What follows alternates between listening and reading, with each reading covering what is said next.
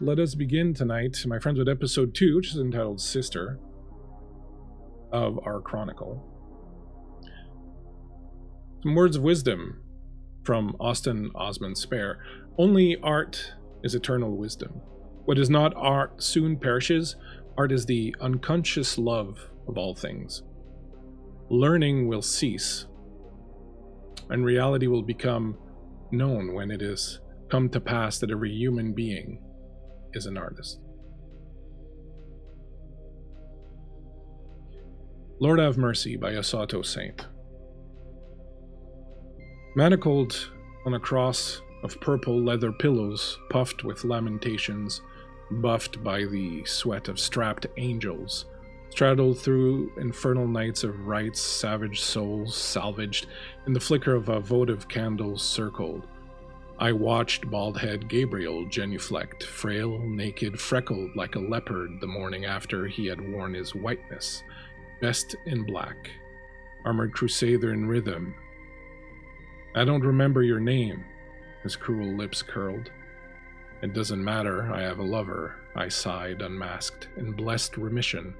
Like a priest, he kissed, then uncuffed my feet. A few nights later, after the prince convened a coterie, asking them, does a prince ask, ordering them to curate and create an arts festival meant to celebrate the intersectionality of religion, sex, the occult, and the city of Montreal, a bid to bring back a bit of glory to a city now fallen in disrepair and despair.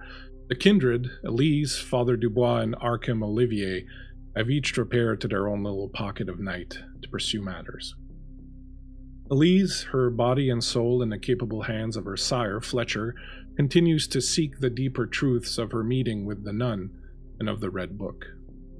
It's about the blood, she whispers to her sire as he runs a hand on her neck while she kneels nearby, both absorbed by the delicate thoughts of the red liquid and how it all connects to the long-dead French mage Trois Echelles, whose secrets they are attempting to uncover. Her skin trembles at his touch, her soul sings as he plucks it like the finest strings of the finest instrument. They merge and pursue together. Meanwhile, Father Dubois tends to his flock, one hand gentle and uplifting, the other tight and punishing, guiding the wayward souls of his parish with a practiced hand. The prostitutes lay their gifts at his feet, and he in turn tends to the stomachs and spirits of the destitute who live among the shadowed alleys of the city. Montreal is a cruel mistress to its most downtrodden citizens, especially in the savage, long, dark months of winter. He continues to recover memories, with the newest one puzzling him above all. A dark-haired woman, an artist, that he drains and then feeds from his own slashed wrist, under the lighted cross atop Mont Royal. What has he done? And Arkham, oh, Arkham, so exact, so precise, a true piece of clockwork craftsmanship. And now, one tiny little gear in his world is malfunctioning. Here he stands before the greatest opportunity ever laid at his feet, a chance for prestige, influence, the ear of the prince, what he's been waiting for. There's this one tiny, insignificant little cog that spins and wobbles and does not do what it should. And he is obsessed. He cannot let it go. So here you are, Arkham, watching Olga Volko from the comforts of your Audi. He walks along the darkened street, hands in pockets, hood pulled up, head bent down in the basins to the cold wintry wind that is blowing. What do you do?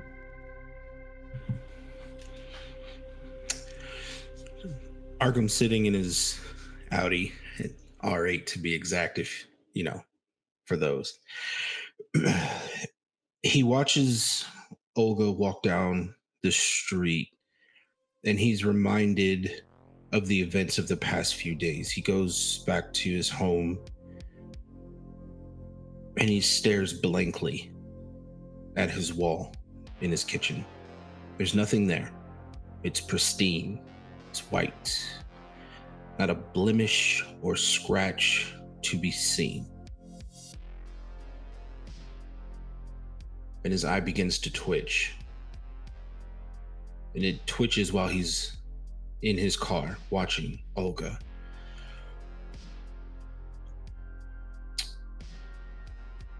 He pulls listfully behind her, still flashes of the past few days, reminding him of how disrespectful she was. To come into my holiest of places, a gift that I provided her, and disrespect me. Flashes of him punching the wall in his home, destroying that pristine white visage. He continues to pull beside her. Constance is a loyal assistant, and with that comes perks for her, but that's not important right now. What is important is what I needed her to do.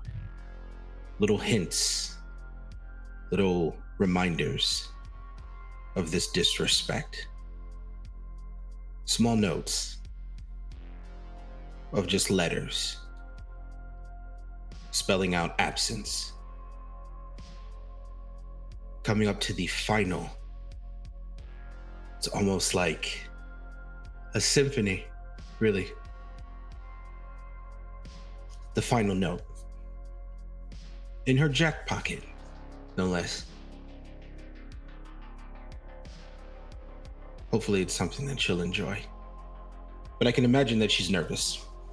And as he continues to pull in his R8, slowly, listfully listening to the sounds of the streets with his window down, he watches to see if she notices what's in her pocket. You watch for a bit. Her hands are deep in there and it's very cold, and you figure maybe she's not pulling her hands out because of the cold wind that is blowing, and eventually she pulls up and climbs a couple stairs and is sort of in a bit of a sheltered entranceway to one of the old Gothic mansions that line the streets of Montreal. And as she's pulling her keys out of her pocket, you see a bit of paper tumble out. She puts the keys in the lock, opens the door, and you're certain she's gonna just go in and not see it. But at the last second, as she opens the door and looks down as she's beating the snow off her boots, she sees the piece of paper. She bends down, picks it up, unfolds it, opens it. Her head immediately jerks up. She looks around.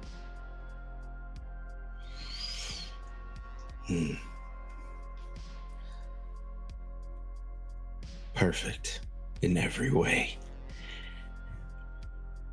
Arkham pulls past that building, tucks his car away. No one's gonna touch it. And he gets out of his car and he walks confidently up those stairs. And he knocks on her door.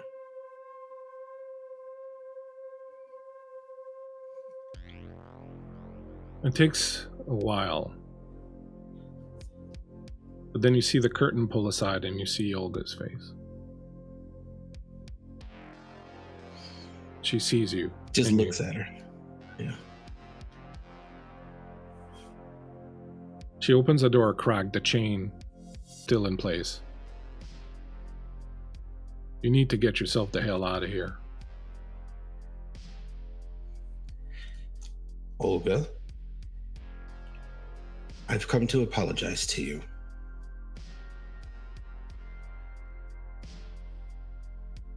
You have? I have. I apologize. It's awfully cold. Do you mind? Is this what you call apologizing? And she throws the crumpled paper at you. It hits your chest and rolls down, hits the ground.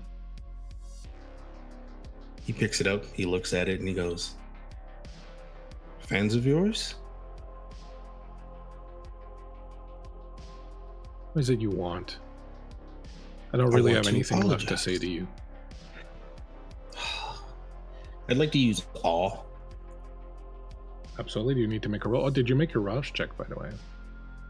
I did not. Start by making your Rouse check, just so we can see. 0 successes on that rouse. As the paper hits your chest and falls to the ground, you catch a whiff of her, and it's not what you would expect, the perfume or any of that. It's the blood. It's just there under the surface. You can hear her heart beating increasingly faster, the veins in her neck bulging a little bit as her heart starts to work overtime as the fear takes hold of her. Go ahead and use awe. Do you need to make a roll?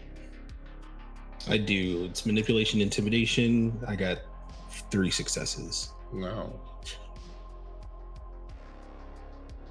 Her eyes grow wide. If she was intimidated before, she is conflicted now between being drawn by the power of the awe and the fear that she's obviously feeling. You want to apologize? I do. Are you going to fix things? If you'll have a conversation with me. All right, I'll let you in, but my roommate's going to be here any minute now, just so you know. It'll be quick. And with a last momentary hesitation, she closes the door. You hear the chain rattle off, and she opens it up again. Steps back. Thank you. Bleak, what's her home look like? So Montreal has this very classic type of apartment that's one long ass hallway, kind of like a bowling alley hallway, and down that hallway, usually on one side, are all the rooms. So as you come in, you see the long hallway. There are pegs with clothes, and it reaches all the way down. You can see what you imagine is the kitchen in the back. And then there are 3 doors on the way towards the front. Next to you is a door that is open. It looks like a living room. Then there's a closed door, which you will imagine is a bedroom, very likely. And then another door further nearer the kitchen, which you assume is the bathroom. Thank you. I apologize for not being more specific. Hardwood floors. Is it? The Montreal thing. Is it clean? It's bohemian messy. So it's not dirty or filthy, but it's someone who, has things to do other than to pick up every damn last thing that's lying around. So it's a little cluttered. There are like artist materials kind of everywhere. There's an easel with a blank canvas. There are paints. There are a lot of plants. There are several old jackets hanging on the pegs. It looks very cozy and welcoming in a, like I said, bohemian student artist kind of way. He walks in and quick scans, and you can see him with his hands go. Quite a place that you have here, Olga. I assume this helps the creative juices flow. It's a place. It's a real pain in the ass to get anything these days, so I just took whatever I could. I'm sure someone like you doesn't know what that's all about, like having difficulty finding a place to live and paying rent and being abused all the time by landlords, and just cities becoming really difficult to live in, man.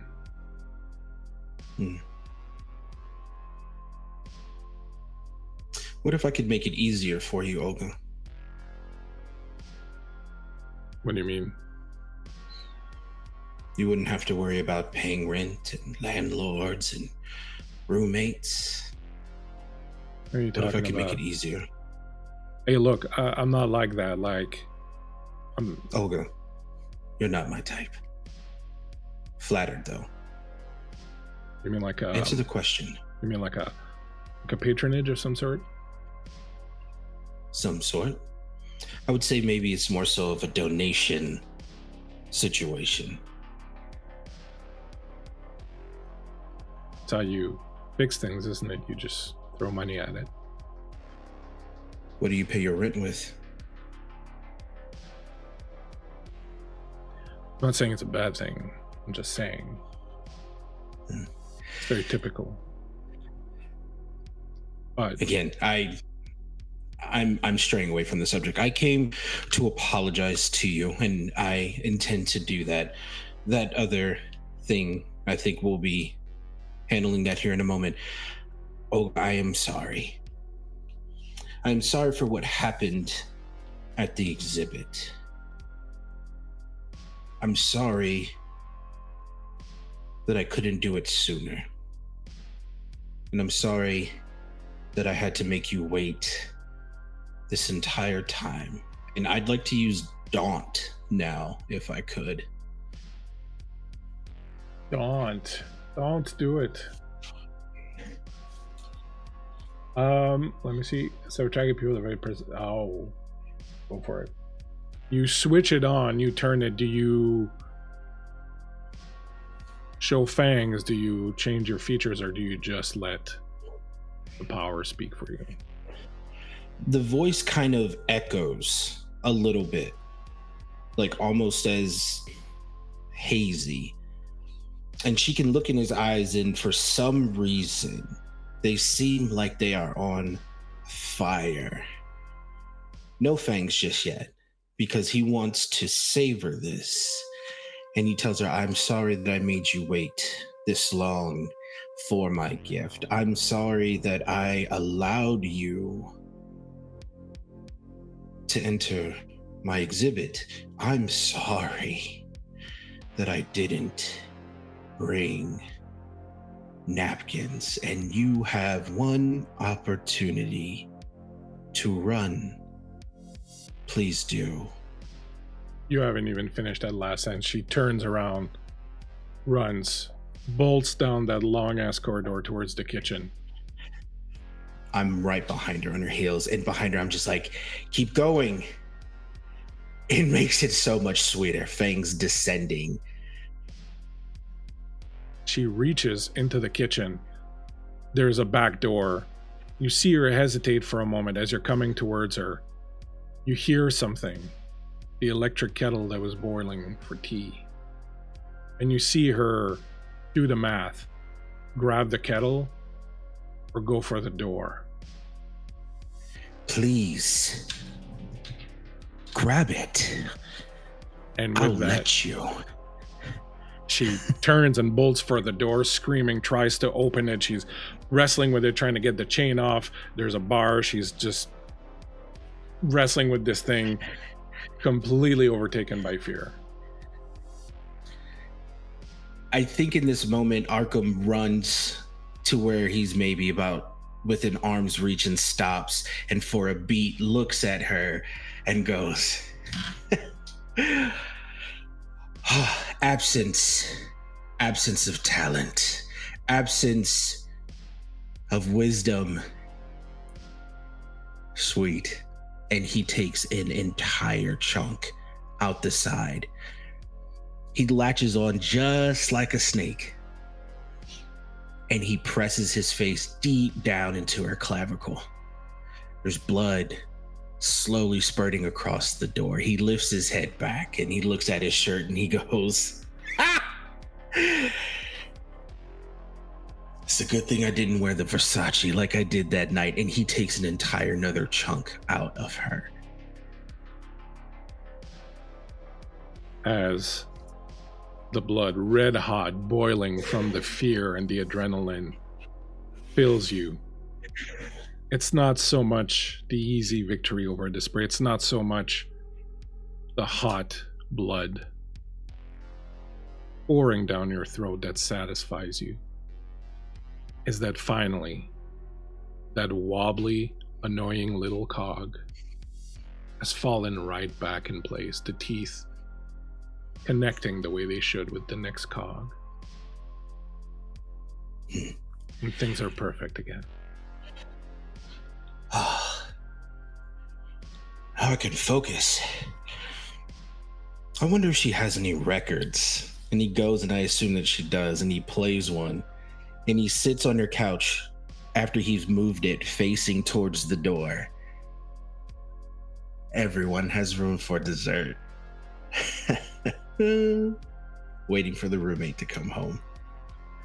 And as you sit there, you notice something for the first time. You notice her art. It is incredible. It is full of life, full of color, full of vibrancy, full of energy. She depicts Montreal in her scenes in a way that you've never seen it before.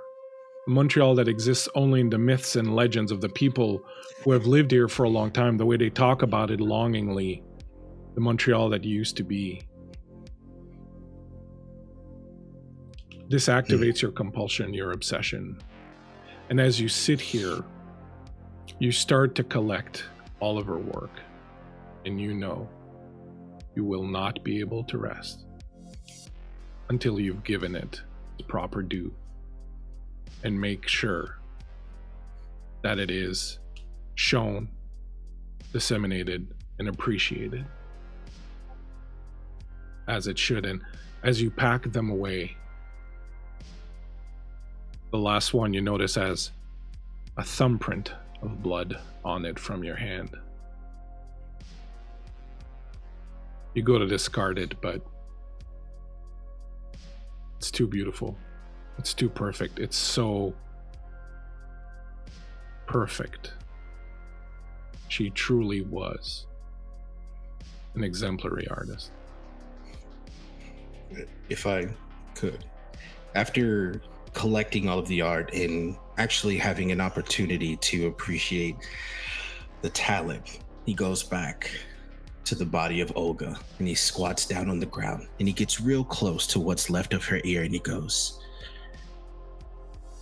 "Thank you for your donation."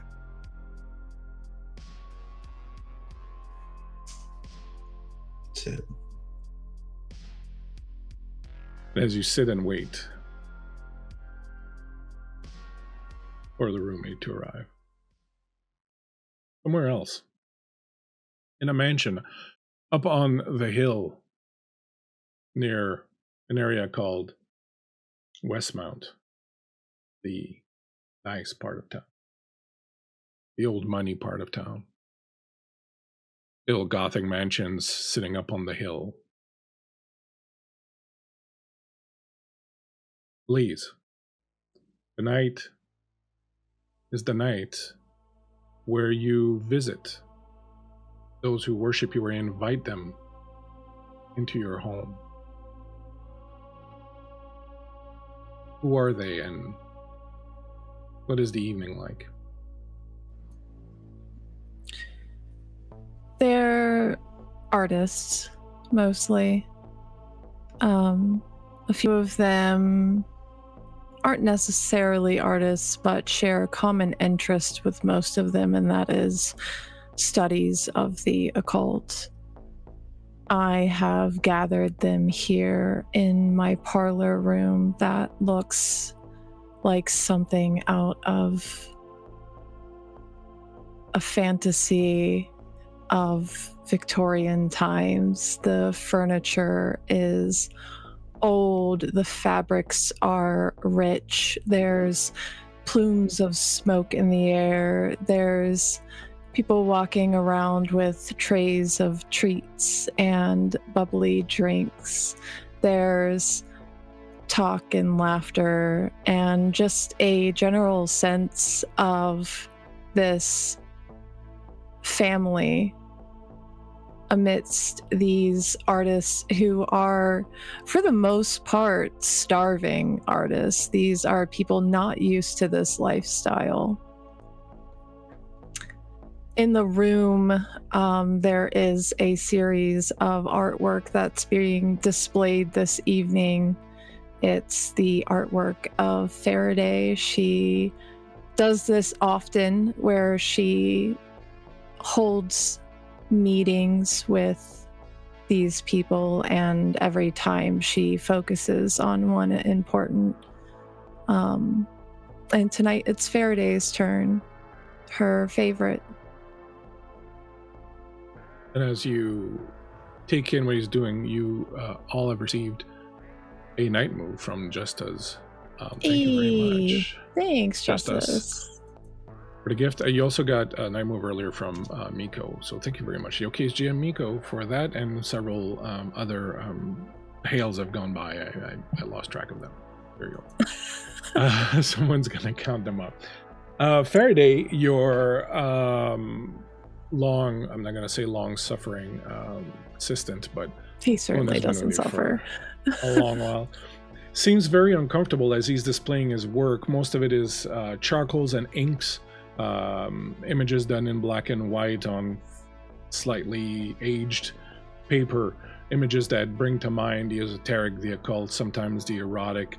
All of these drawings are, he says, from dreams and visions that he's had, and a lot of them deal with notions of evolving, of transcendence, of reaching a higher plane of being, of reaching a deeper understanding. And you're wondering if that's truly something that comes from him, or if it's your own desires and dreams that, through the blood that you've been feeding him as your ghoul, have passed on to him. But whatever the situation is, his work is remarkable, and as always, he seems somewhat uncomfortable at being the center of attention.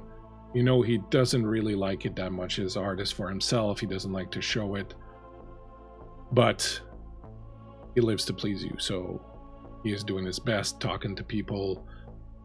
There's music playing. He's the center of a lot of attention, but people have difficulty not looking at you and not wanting to pay attention to you. And you kind of get the sense sometimes that the attention they pay to whoever you're spotlighting is done in an effort to get your attention, like as to sort of please you.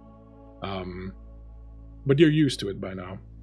And as you move through the room, you look over in one corner where another young man is sitting, one that you've personally selected for tonight. He's forbidden from indulging in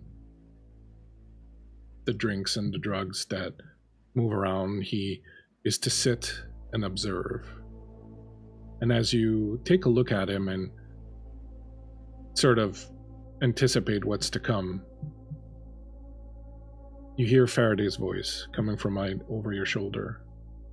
Mistress, I appreciate this opportunity you're giving me to showcase my work, but from the look on your face, I take it it's almost time. Should I leave to prepare the room? I think she lets her eyes linger on the stranger for another moment before she turns and takes in Faraday. She'll brush an errant hair out of his face and smile. She always gets lost in him, looking into his eyes. Mistress? You don't seem happy tonight. Are you not happy? Of course I am. If you're pleased with the evening, then I'm pleased I've done my duty, done my service to you correctly. And that is what pleases me.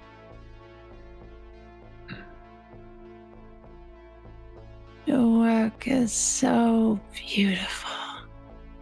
It takes me to another place, another time. Thank you, Mistress. I never imagined that it would mean anything much to anybody else but me, and well, to know that it affects you thusly is the greatest compliment I could ever get.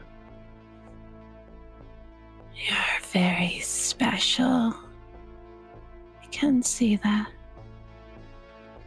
And as you say that, and open your eyes again and take him in, again, that light comes down just perfectly, the shadow on his face, his hair, and for a moment, Faraday's not standing in front of you. It's him.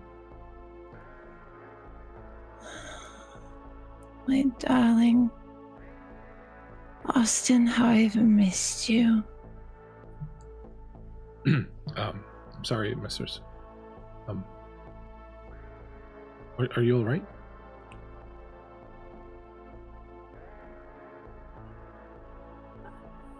I'm sorry. Please go prepare the room, Faraday. Absolutely. Right away. And he turns and leaves. And as he does, you look again to the other one. His name is Antoine, and he's a musician and a singer. You found him a few weeks ago in a smoky boîte à chansons, a tavern specializing in shows by small local artists. This bar, Le Quai des Brumes on Saint-Denis Street, a good place to find artists with a slightly different edge to them. You notice the various symbols etched into his guitar, the tree of knowledge of good and evil, the 10 grades representing the layers of reality, the rose cross worn by those of the Rosé Roubaix and Aurea Crucis, the inner order of the Golden Dawn. They bring back memories. Some of these you remember being created by mages who had moments before been kissing your feet. He was, of course, entranced by you at your approach, and a few nights since has been very adequate. He's not a key that opens true doorways, but it works well enough to provide a bit of fuel for the fire you seek to stoke. And as you look at him, he sees you, noticing him, and he smiles. What do you do? She's going to finally make her way to him. She's spent her night ignoring him purposefully. It's quite a party you throw here. Are you enjoying it? I think I could be enjoying it a little more, but I assume you have something in mind that brought me here and made me wait like this. I've heard of you and of what you do for those who catch your fancy, and well, I'm prepared to play the game, whatever it is you require of me. Do you know why you caught my fancy? My roguish good looks, my smoky voice, my mastery of bar classics. Come now. Anyone can be handsome. I like the pretty pictures on your guitar. He reaches up and, with the tip of his finger, traces one of the tattoos just over your collarbone that is reminiscent of some of the symbols on his guitar, and he says, I can see that you have a predilection for these.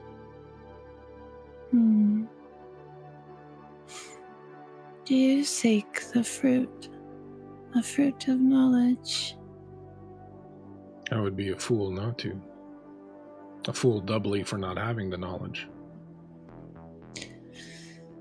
Perhaps I can give you a little taste of that knowledge. Would you like that? Little taste?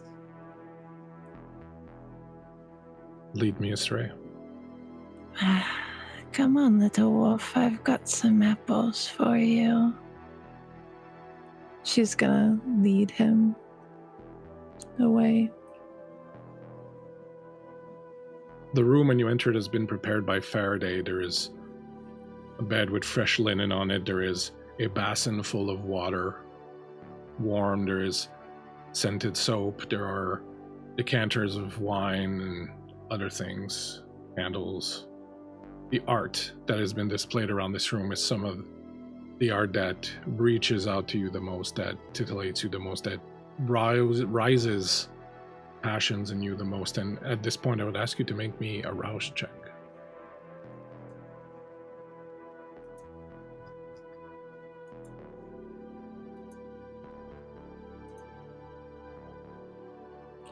Why do I always have... Oh! A success!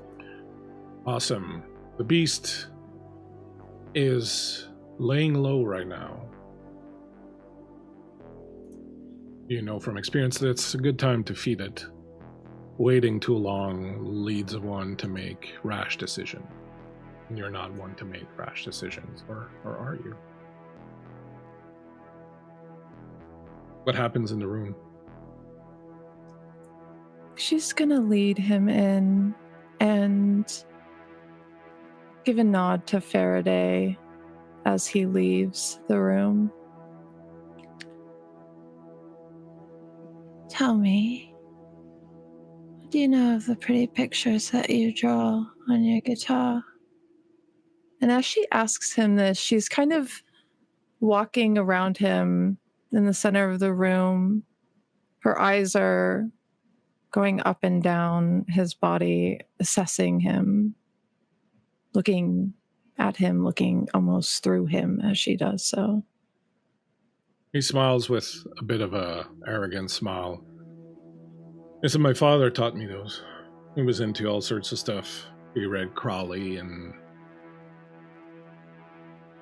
was into Thelema and all those things. I picked it up from him. I think it has some meaning because my father was important to me, but I don't know to what degree I myself believe in magic, I guess you would call it. I don't mean to offend you if it's your thing. I mean, to each his own and all that. It's just a pretty drawing to you then, isn't it?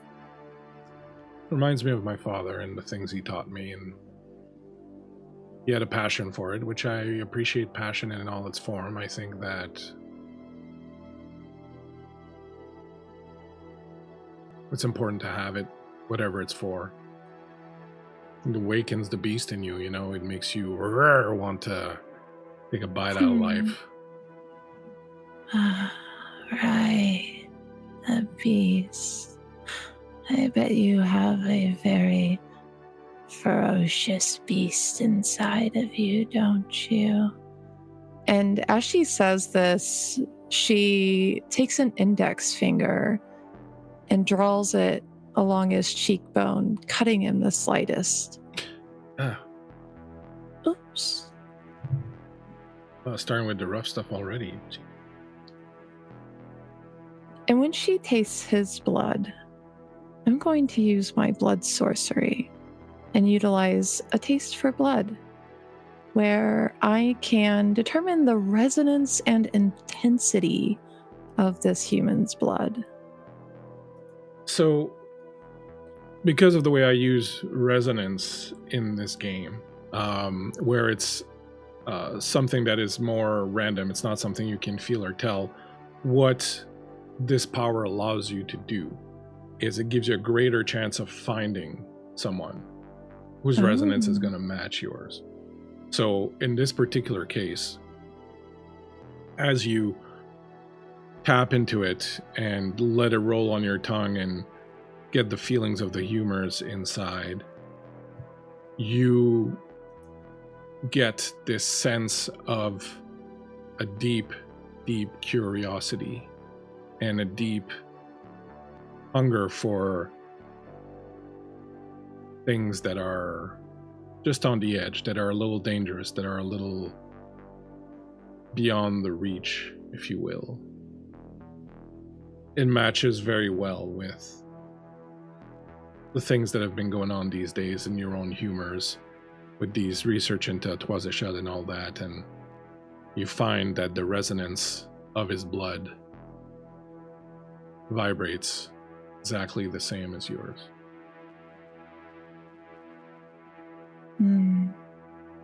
I do feel a beast inside there. Won't you be a darling? And she begins undressing him as she's saying this. He goes along. Again, that smirks back. He seems to have forgotten the wound. He's very much in the moment, very much thinking, this is strange and weird, but really cool, and I'm totally into it. And as you remove his clothing, you can see that he's definitely excited and ready to party, as it were.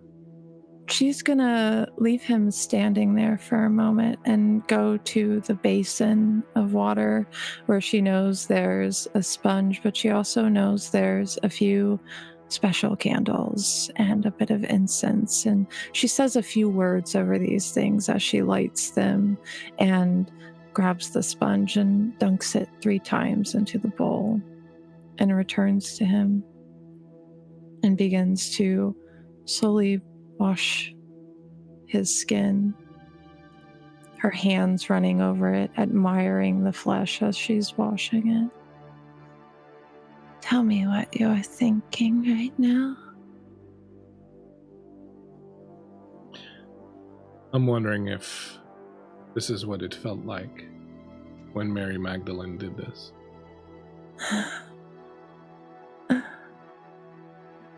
What do you think?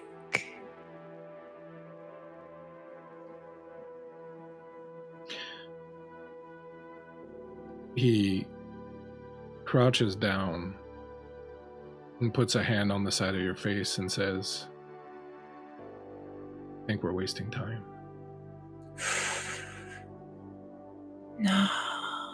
No, this is good. You must prepare the flesh for the union. It's important. I was told you were a little strange. It's alright. I'm into it. She just puts her hand on his mouth. Shh. Don't talk. It's not very becoming of you. And then she shoves him onto the bed. And like a cat, she crawls over him and sinks into his neck. And as you do, the resonance being so in tune with yours, it's not just a feeding, it's not just the joy of drinking, of sating the hunger. It is the finest, rarest of vintages, rolling on the tongue like nothing else does. And it doesn't just fill you, but it makes every fiber of your being, every part of you sing in unison with the resonance in the blood. These moments happen very rarely, but when they do, they are one of those little things that make you feel like you truly have evolved beyond the state of humanity. You've truly become something else. You get to enjoy something that is beyond the capabilities of humans to ever enjoy, this level of pleasure and of satisfaction.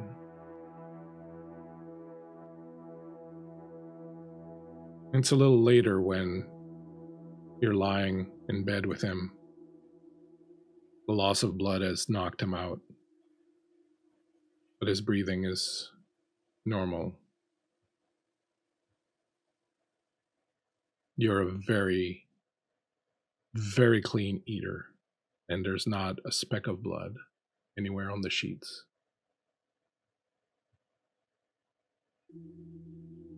There's a knock at the door. Darling, are you finished?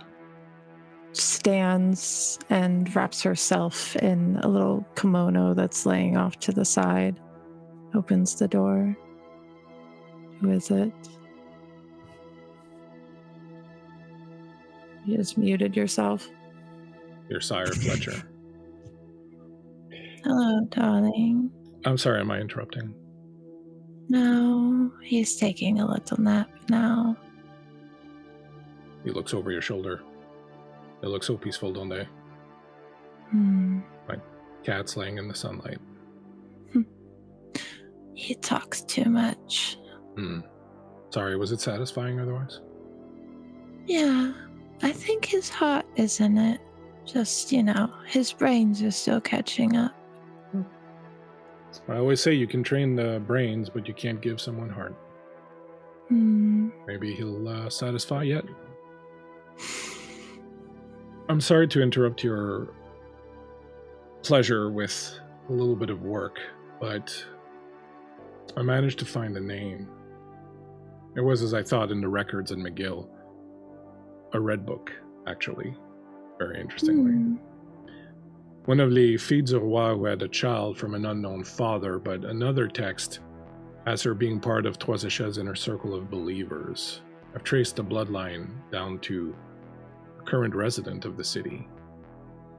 I know you have some errand you gotta run for the prince sometime soon, but I thought perhaps once you were done with that, you might look in on her. Her name is Marjolaine Auclair, and she runs a small occult shop called Mélange Magique on St. Catherine Street. That sounds like fun. I thought maybe you could go in and see if there's anything to it or if it sparks anything in you. Yeah, I should. The red book. I forgot to tell you.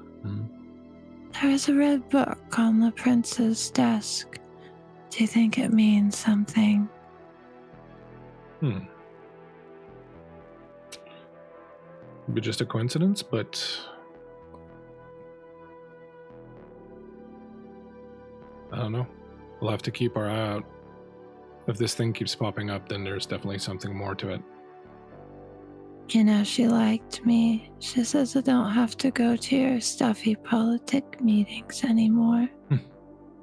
She did she? Sure you're not just making that up? I promise. Faraday was there. You can ask him. No, Faraday would tell me he was on fire if you told him to say so. But I trust you, of course. I know you hate those things, and it's fine. You don't have to attend anymore. You don't want to. Do you promise? No, of course, darling.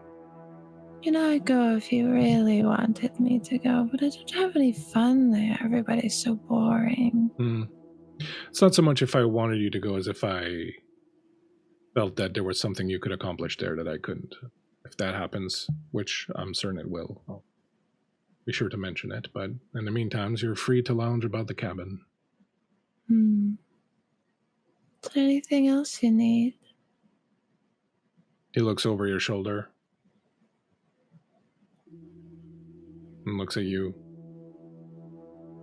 and slowly brings his hand up and places it very gently over your shoulder and a little bit around your throat. And he says, only if you're not too tired. I always have energy for you. And he moves into the room and closes the door behind the two of you.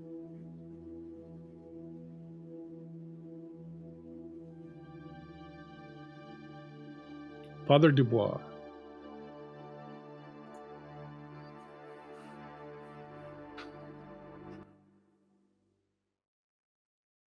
Hey, Varl. Thank you so much for the gifted subs.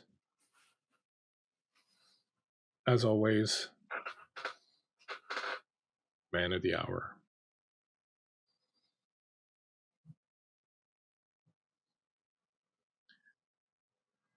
Father Dubois. Her name is Clara. She works from home. As you're sitting in the bus stop shelter across the street, you watch her client, a well-dressed man in his late 60s, exit her apartment and get in his BMW. She's a student at McGill in dentistry. This is how she pays her way. When you met her, she was working the streets, had a bad habit. You convinced her she could do so much more, and with your help, she climbed up a few rungs.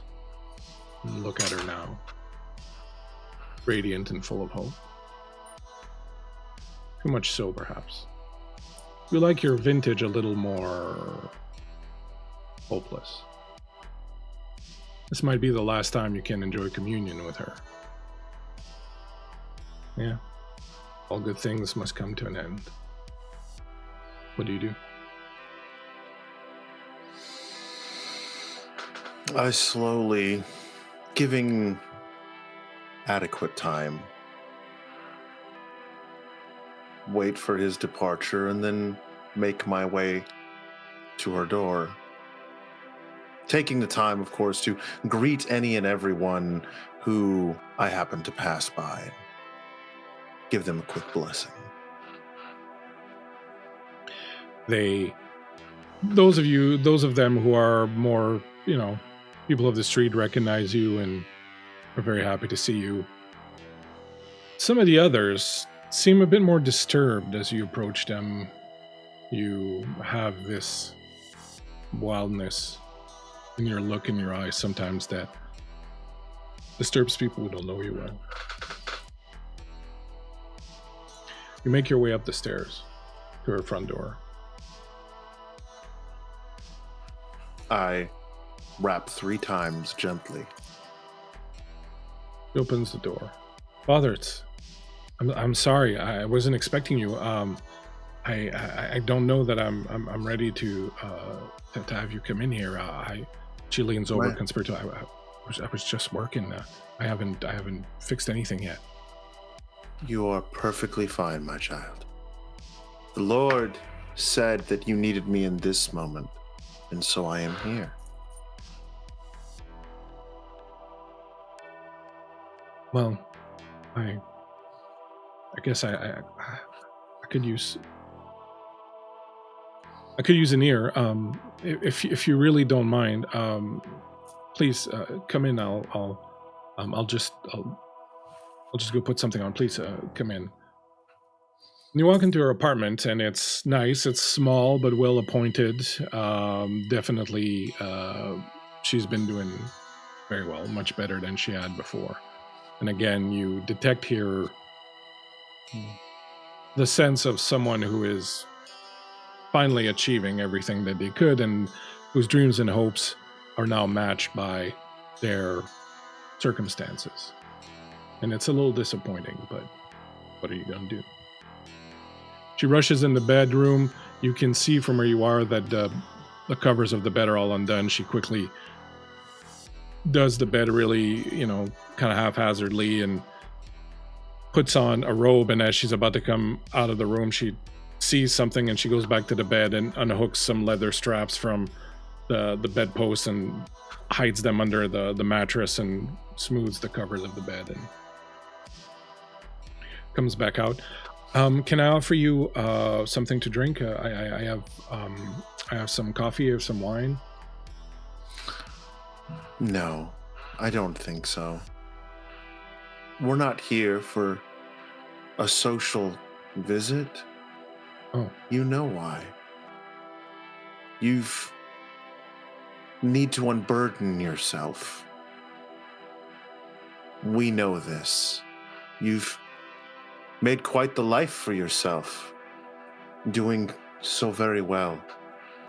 Nothing would brings me greater joy than seeing you go from, well, what you were to what you are now. A lot of it's due to you, Father. You've been so kind and helpful and understanding, and it was you really that gave me the right to hope again and the gumption, to do what I needed to do and make the difficult decisions. And I owe so much of it to you, Father. I thank you. I really do. That's right. You do owe it to me. But that's not why we're here. We're here because you no longer need me. I wouldn't say that, Father. I mean, I still very much enjoy our conversations and your presence. And this is true, but you've learned to manage your sin, my child. I think it's because I now have a reason for it. Like, I'm working towards something, and so even the good little Catholic girl inside of me knows that sometimes you have to walk along the wrong path for a while before you can go back to the right one. And it's you helped me understand that, really. Like, you made me understand that it was okay sometimes to fall in the ditch as long as you climb back out and find the road again. I remember that poem you made me read by that poet Alden Nolan about walking on the road at night and dark and knowing that the ditch is there, and realizing that you may fall into it, but it's okay as long as you come back out. That really put things into new perspective for me.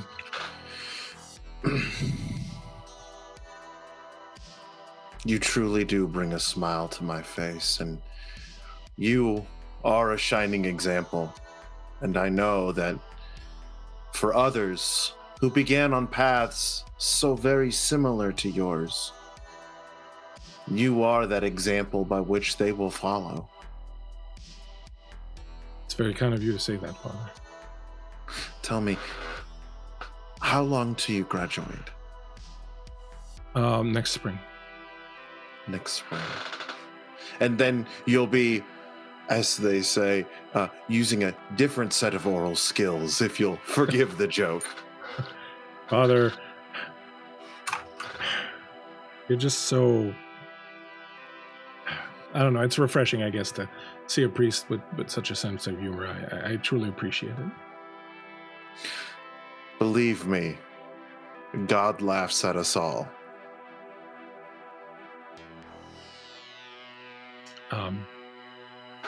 Now, and just in happiness, I guess. I hope. Sure. Now, I couldn't help but feel this is your, if I'm understanding it correctly, this is your last client, is it not? I don't know.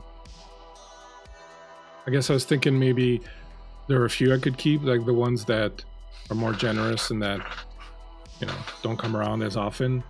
I don't know. It's going to take a while before I establish myself and, open my own clinic and get things going. It's hard to give up comfort and luxury, I guess, is what I'm saying. I'm not what you would call a matchmaker, so to speak. But there is a very fine gentleman, an orthodontist, I believe is what they're referred to as, who has recently found solace in our flock. And I do believe that perhaps if you meet with him, there might be something that could bloom there. He's an established man. You are almost graduated. And, well, let's just say he has a new office and he could be looking for new people to work for him. Be the kind of man who, like, Bull would give you 3 night moves each? I think he would give us 4. A very generous man.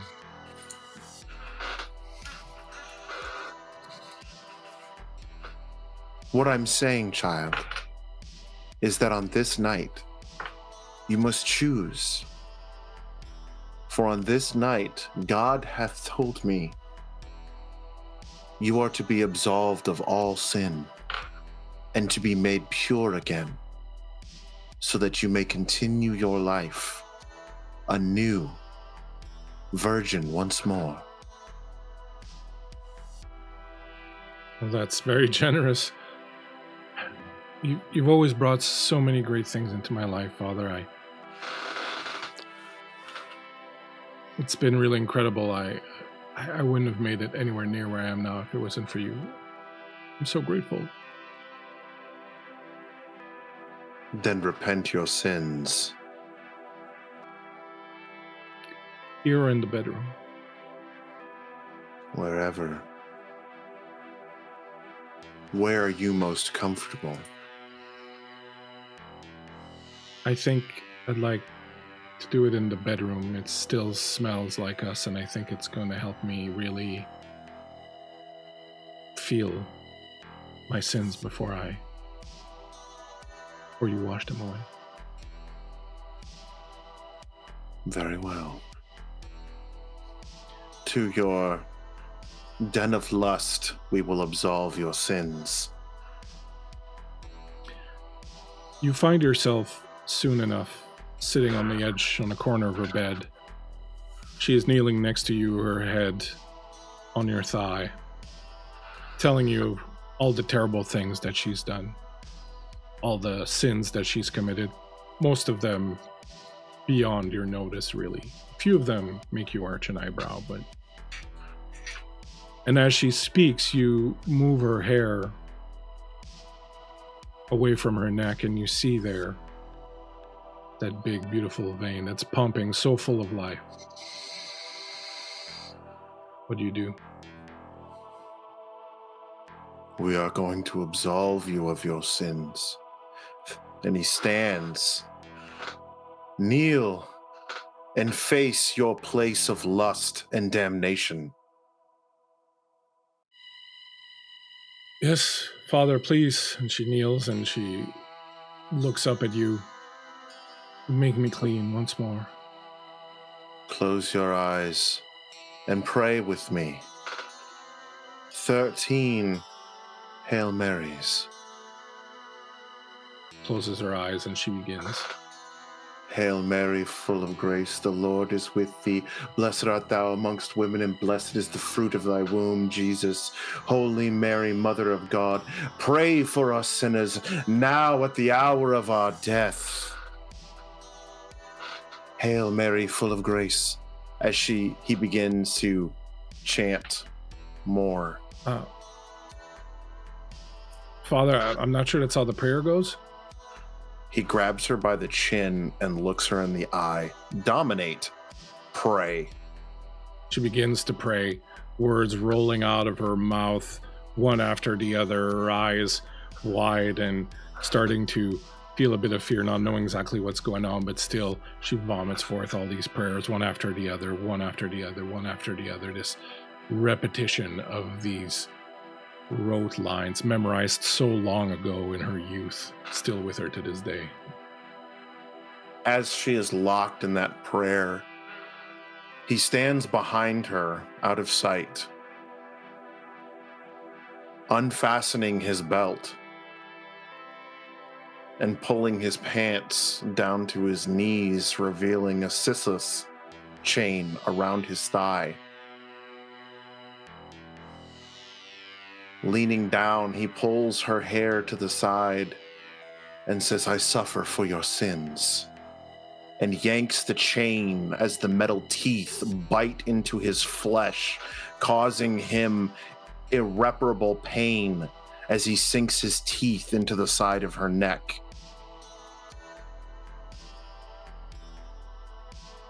The angels sing. The grace of God looks down upon you. The pain, the ecstasy, both of them merging together at the very core of your being, revealing to you the truths of the existence of this world are strange and wonderful and beautiful and full of light and darkness, and as always, you can't quite grasp them. As always, they remain a little bit outside of your ability to fully grasp them, but what else would you expect of God? God is too much to be understood. All you can do is offer what solace you can to these poor lost souls, and as the chain bites into your leg and your own blood starts to weep down your leg and you drink of her, are you going to kill her or? No. He's going to leave her with just enough. As you finish, she falls forward, almost in repose,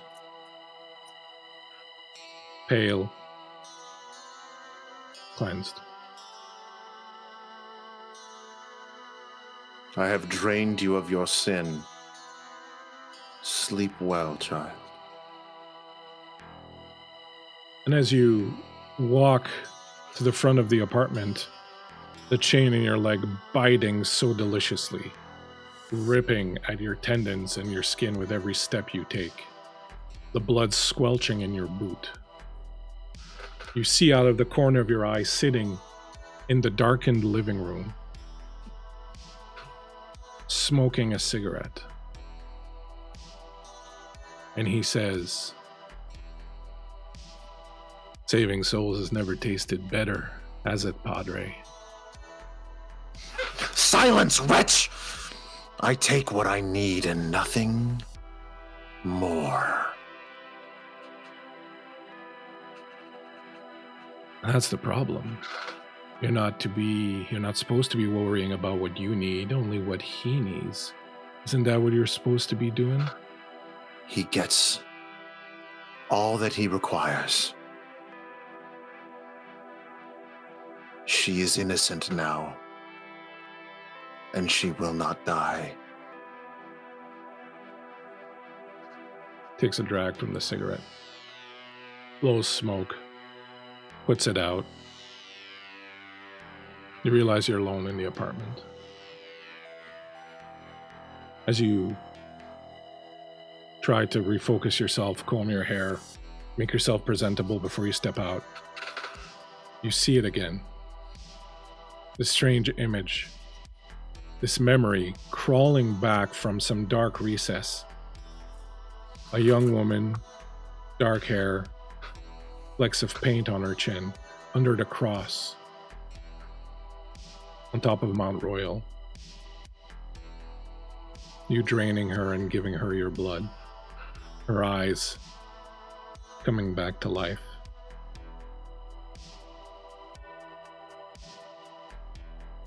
That voice again, coming from the darkened room. What have you done?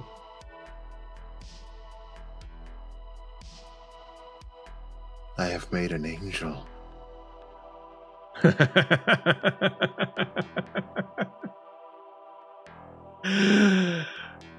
Oh, Padre. You were always the funny one in the clergy.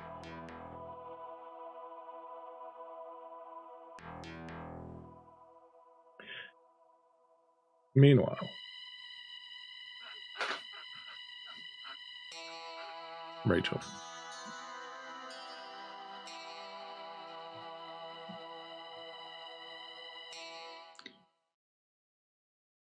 Behind you,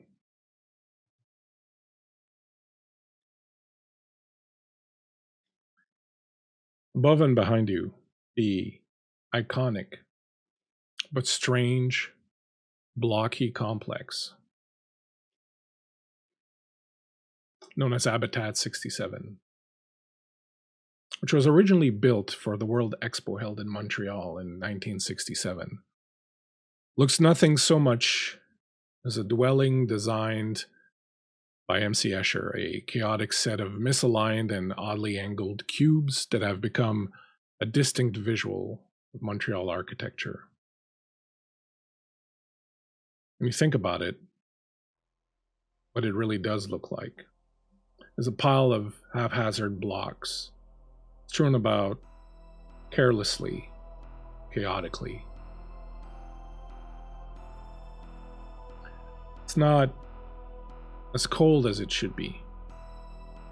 You're wearing the remnants of last night's clothing. You've changed, put on a jacket. A jacket the same deep, rich crimson as all these paint stains on your clothes. They are paint, aren't they? Your bare feet barely registering the ice, snow, and rocks that litter the sidewalk as you stumble on in the shadows of this atrocious piece of brutalist architecture where your agent's apartment is, where you've been staying, where he is. And still your stomach churns and churns. Everything that's gone into your mouth since, when was it, 2-3 nights ago, under the cross on Mount Royal, everything has come out the way it went in, even The stuff from that man all spewed forth, ejected from your body like Holy Communion if it was given to the devil. But something else stirs down there now. You feel as if something has been awoken there in the pit of your stomach. Hunger, primal, feral, and human. You remember the first time you had one of your visions, dreams while in the convent. That intense, insane dream. The Lord Jesus himself down from the cross. Stigmata smearing bright blood, rich and potent on your pale belly. The scent of him. Gold, frankincense, myrrh. The warmth of his breath. The light of his very presence. His mouth. What a revelation that was. Waking up in your cot, in your tiny cell, drenched. Changed. The hunger awakened, not in your stomach, but lower. But also in your heart and soul. That hunger felt righteous, divine. This one feels... Are you okay? The young man in the bus shelter asks. Concerns lining his face as he takes you in. He's got a kind, pleasant face. Not unlike... What do you do? I'm fine. I'm all right. I'm all right. Sorry, it's a long day. You must be freezing. Are you barefoot? Do you need help?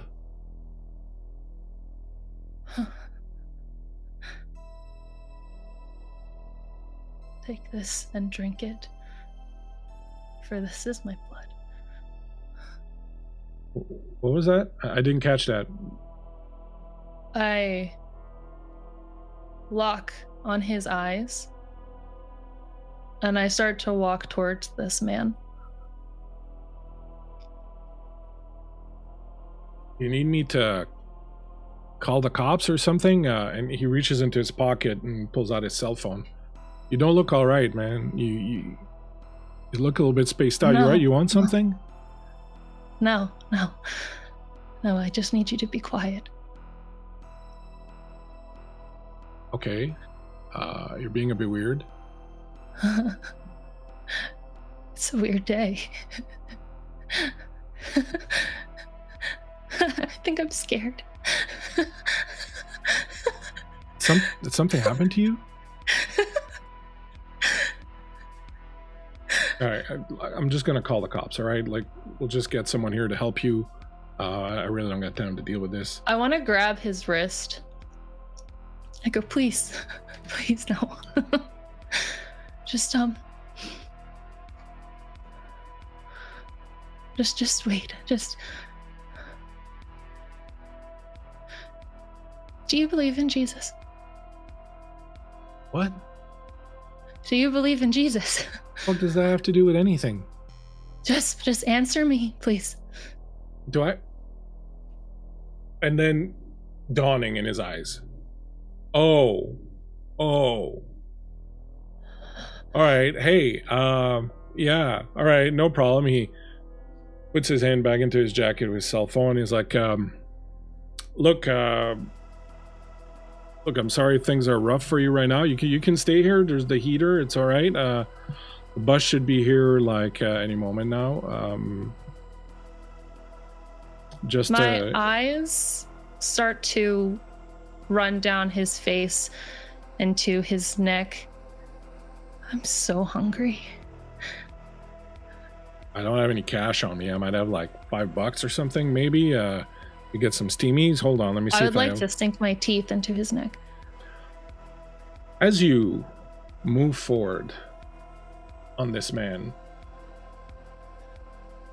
Creep, Ian, Bert.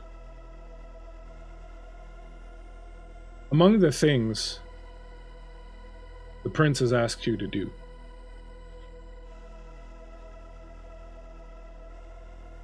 was find an artist that she called Sister Fallacy. She said that Sister Fallacy's work was exactly what she envisioned for this art exhibit and festival. She would be the linchpin, the centerpiece. Whatever happened, you had to get her. She also told you to be careful because she's human. And so you have to be on your best behavior. But you have to do anything you can to get her to agree to participate in this. She gave you her address. She said she was living at her agent's apartment at the old Expo 67 habitat. She offered you her car. You drove here in comfort. And as the car pulls up near the habitat, one of you double checking the address, the other's getting out of the car. You hear a strangled scream coming from a sheltered bus stop nearby. You're outside on the sidewalk. It's cold. There's snow drifting in. It's one of those really frigid February nights in Montreal. You, of course, don't feel that cold, but you're certain to wear extra layers. And as you look, what do they see? Rachel, can you describe your character as you jump on this man and reach for his throat? They see a whip of long dark hair flash over her face, a hunched over red jacket, some old jeans, no shoes, a thin woman, just poorly executed, trying to bite at this guy's neck. Her hands are flailing around, trying to hold him down, trying to go for his mouth, trying to go for stop breathing, stop breathing, stop breathing. Stop screaming. A flail of movement and chaos and fear. And as you notice this, your keen eyes, heightened senses will recognize that this is the person you've been looking for. You'll also realize that there are security cameras. You'll also realize that there are people in the vicinity.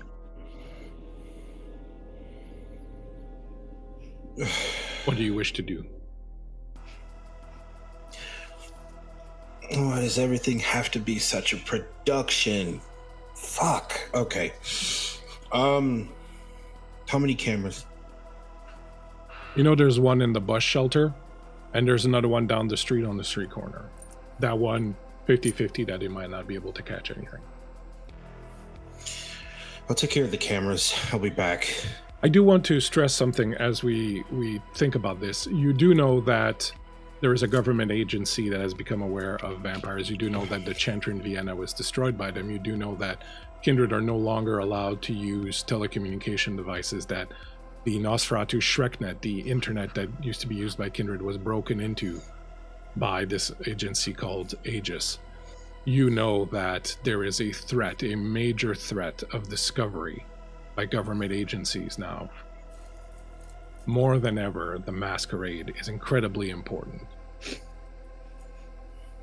I just want to emphasize it at this particular juncture.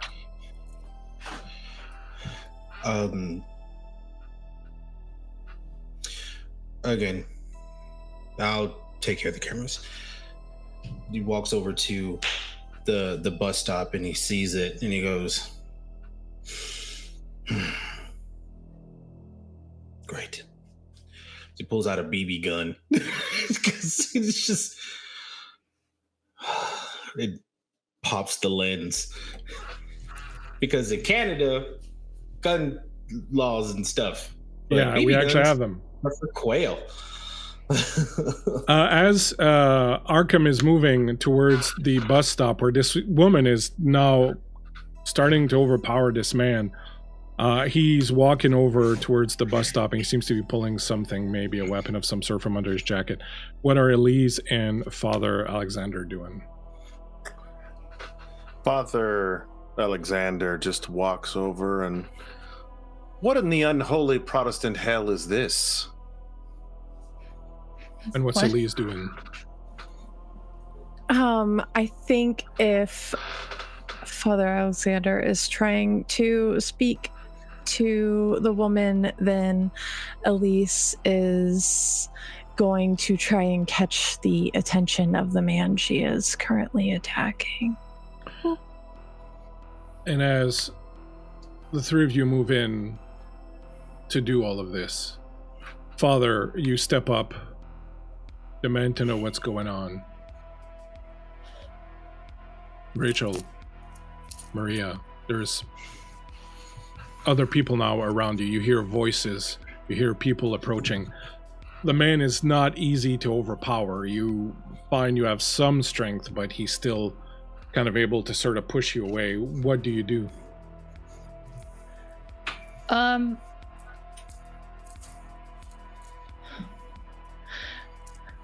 I think I am startled by the voice and pull back. I don't know what I'm doing. And I think at that point it opens a spot for my victim to escape. I think I'm just startled. He starts to wiggle out. Father Alexander, as the young woman turns towards you, you recognize her. You recognize her from your vision. Under the cross on Mount Royal. It's her. What? No, don't. The man's trying to pull away. He's like, get off of me, you bitch! And he like pushes you and shoves you. He looks up at you, Father. Jesus Christ, a priest. Fucking hell, it's just what we needed. This woman's fucking possessed by the devil. Wrong. I think Arkham yells, Elise, help! Yeah, Elise is trying to get his attention, and I think she goes as far as to reach out and grabs the man's face and faces it towards hers and says, I think it's time to be still now. And she's going to use compel to cause him to just go completely slack and still. And he does, as you exert your power over him, as calms down, looking at you, kind of mesmerized. He's all right. He'll be quiet now. I'm going to awe Maria. No. Aw. You hear a shattering as Arkham fires off his air gun, and the camera breaks just before you all start doing your little thing. We'll see how good he was at getting rid of that. I'm going to ask you to make a straight up check. Arkham, just roll a d10 and let me know what you find. You use awe. Go ahead. Is there a roll involved with that one? There is. Hang on. Let's see here. I got 3 successes on it. Does Don't I Maria roll get to against roll that? anything? Yeah. As Mhm. well. Yeah. Composure plus intelligence. Composure. I succeeded on that D10, or did you need a number? No, you succeeded. That's good. You managed to get the camera before anything untowards was recorded. 4 successes. And how much did you get, Alexander? So you exert your awe, your presence on her. You see this person for a moment, this priest. He's a priest. He's standing there in front of you. And it has an impact right away. And I'm going to say that even though you succeeded with 4, the fact that he's a priest kind of adds a little oomph to his thing. So I'm going to say you got a tie on it rather than a full resist. And you can tell that there's something more about him, but it's not quite reaching you. You're just kind of really, it's a priest, and he's standing there in front of you. A priest, of course there would be a priest coming to you at this time.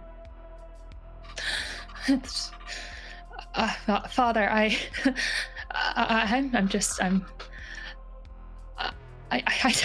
don't know how to explain it. You're in the best hands that you could be.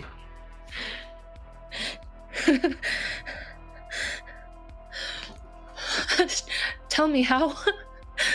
Tell me, Father, how? How am I in good hands? Because I'm here now. Tell me, what are your sins?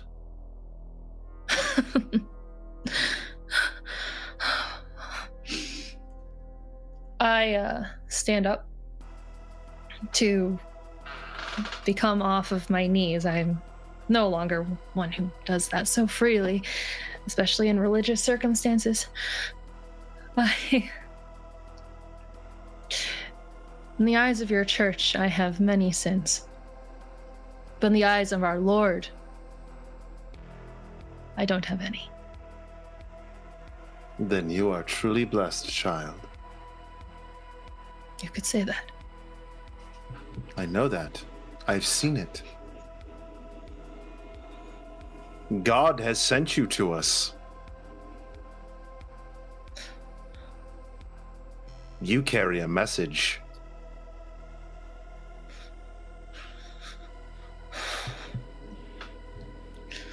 I would like to point out that it's clear to all three of you that she's kindred. Arkham kind of like trots back from the bus stop and he goes, all right, I took care of that camera.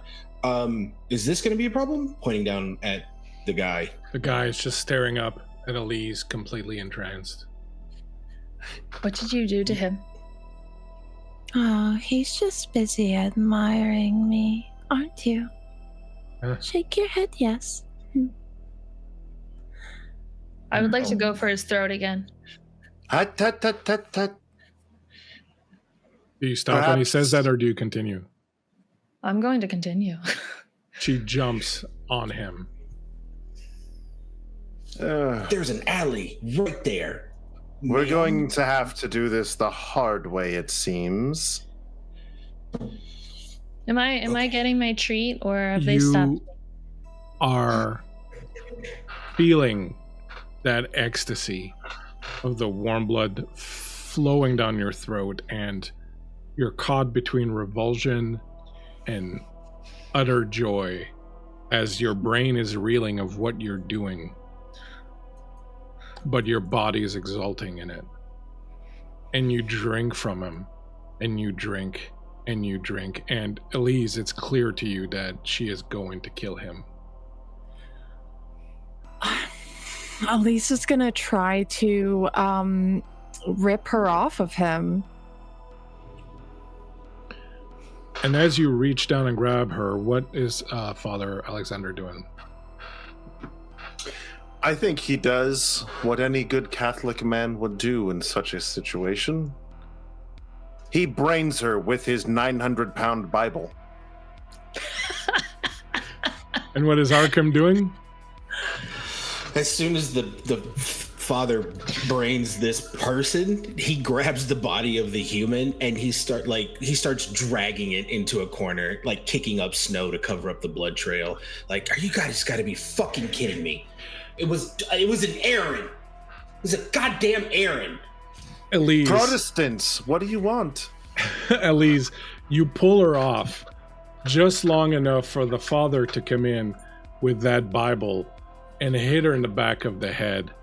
Oh. Maria, everything turns Bible black. And I think that's a great time for us to go on break, my friends.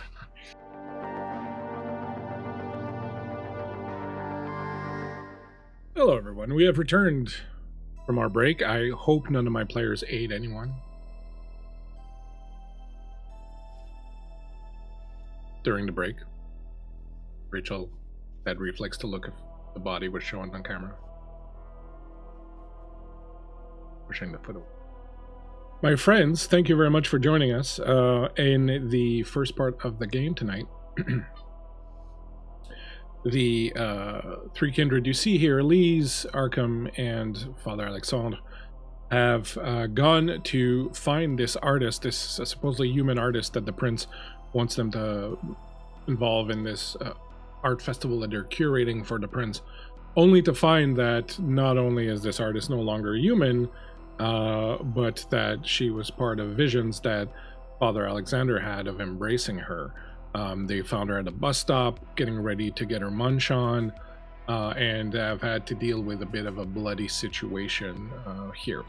Before we get on with this, I'm going to ask each of you to give me a roll. And these rolls are going to be to determine if in any of the scenes that we've done so far, any of you have left something slip through the cracks as far as breaches of masquerade or problematic things. So I'm going to ask you all to, and you can make a case for something else if you want, but I'm going to say that you can roll either, so listen to me very carefully, you can roll either manipulation or wits, whichever one you want, and you can pair that with anything from the following: survival, stealth, persuasion, not persuasion, let's say subterfuge, and awareness. So one of those. So either manipulation or wits, as you wish, with either survival, stealth, subterfuge, or awareness. Someone was hungry. Arkham, I think you had failed your hunger check, so you need to put 1 hunger dice in that thing. What is my hunger at? 2. Question: I didn't take care of that with my apartment snacks. But this roll happens kind of at that time. Got it. So you gotta add 1. Or Got not. it. Maria's or Rachel's gonna add 2. You do have 9 moves. As Varl is suggesting, you do have 9 moves if you want. You can toss an extra 2 dice in there. Or save them in case you fuck up royally.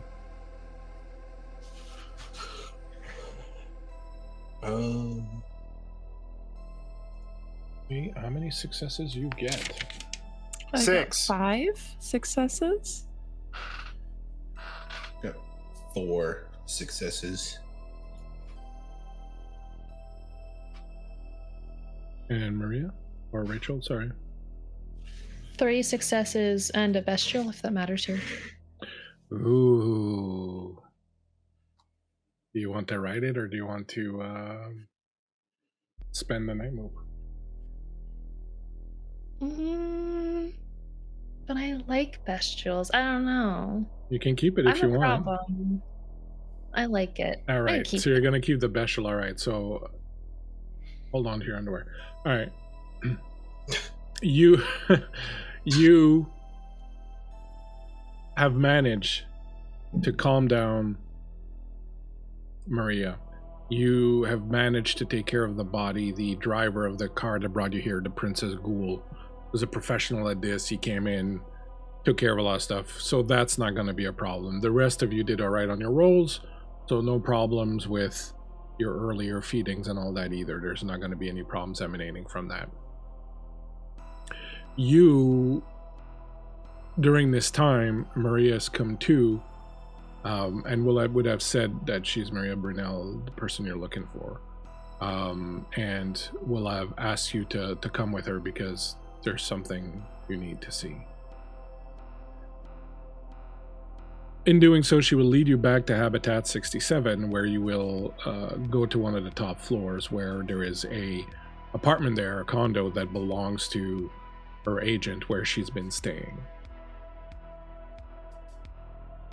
And as you approach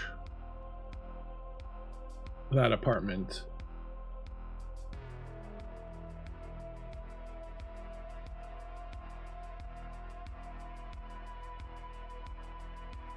Rachel, as you approach the apartment with this group of people who seem to kind of not be too freaked out by what's going on with you, and maybe because one of them is a priest or you don't know exactly what, but you kind of feel like maybe,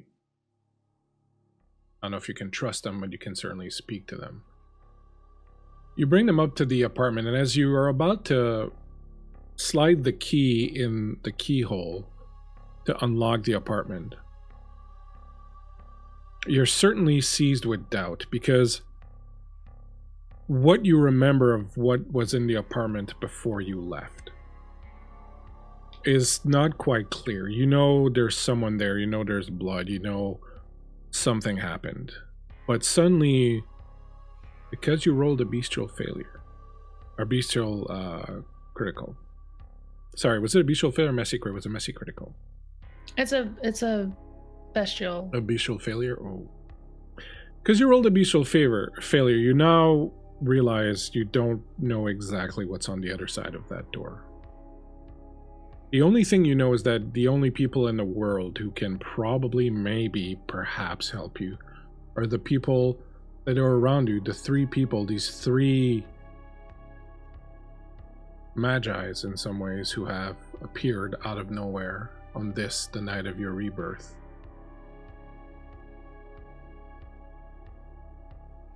Your hand hesitates on the door, on the key. The rest of you smell blood, but not just any blood. You smell ghoul blood.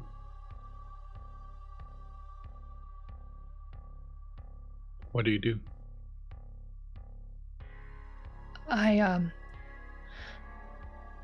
Just before we go in here, I just... You guys are really okay with all of this? Okay with what? Well, I feel like such a fool before with the guy and the I just it's not, you know, you're still here and I need your help, but I just there's a lot in there, and I just... We've all had bad nights.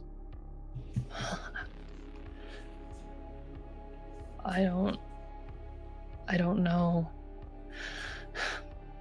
Just don't call the police, I guess. I'm gonna turn around and open the door. I think that Father has a look on his face and, like, tell them what?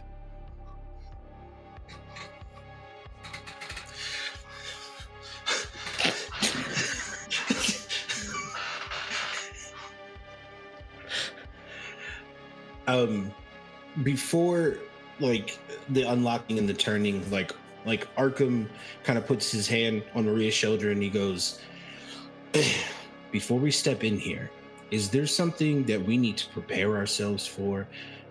I'm not in the mood for surprises.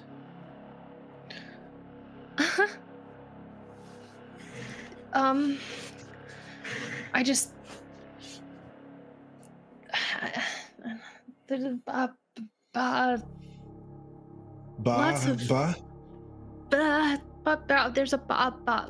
body in There's there. a sheep? No, a body. That's where that scent is coming from. We can all smell it. Go ahead. Open the door. Okay. I open it. You open the door. The smell of blood becomes incredibly potent as it escapes from this room that has been closed off for a while. You smell a lot of it. You smell... Hey, Jotun Redwolf, thank you so much for the raid.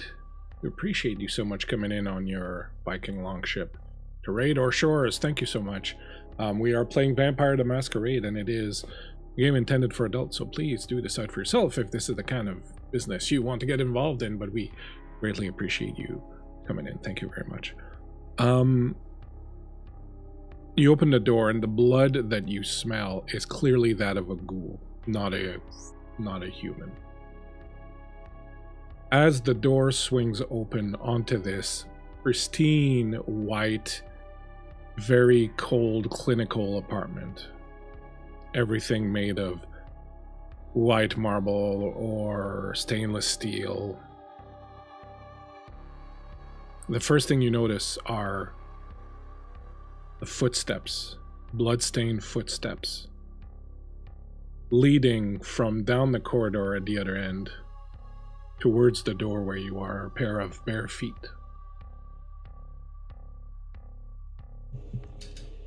You move into the room, and as you do, you see discarded items of clothing, a man's jacket, a woman's red dress, pants, a belt, shoe, all leading like a trail of crumbs down that long, wide corridor, framing these red, bloody footprints on this white, tiled floor.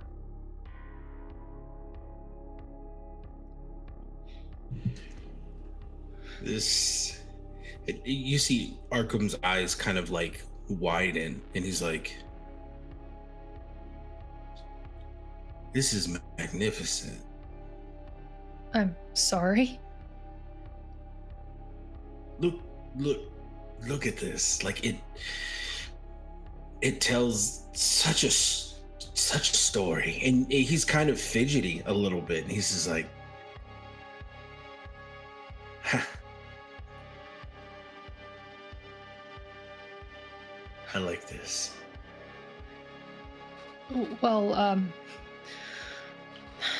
I don't know how this happened, but basically, last night, I think, I was trying to go to a hospital or something, just find somebody to figure out what was going on because I was so hungry, and I passed by a bar, and I don't know, it was like one thing led to another, and next thing I know, I was here, and next thing I know,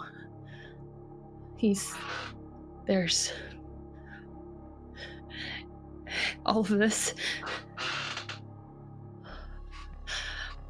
I walk in further into the apartment and find a place to sit. This is overwhelming. You notice, of course, her feet are bare and they're no longer bloodstained, but it's clear that the footprints came from her.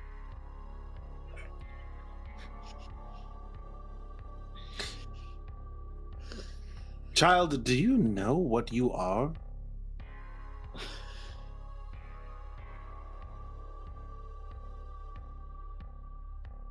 What do you mean? Do you know what you are? An artist? More than that. Yes. A human?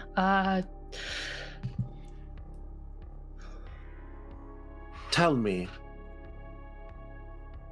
do you feel your heart beat?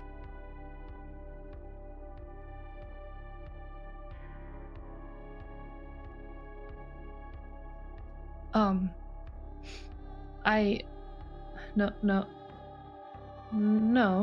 I don't know if I always feel that, though. Actually, I'm going to say that you've just fed a lot. You feel a slight tremor inside your chest, but it is very weak and very distant, and it feels like it's barely doing anything. Not strongly. I don't always notice my heart beating, so... Very true, very true. Tell me, when was the last time you drank anything?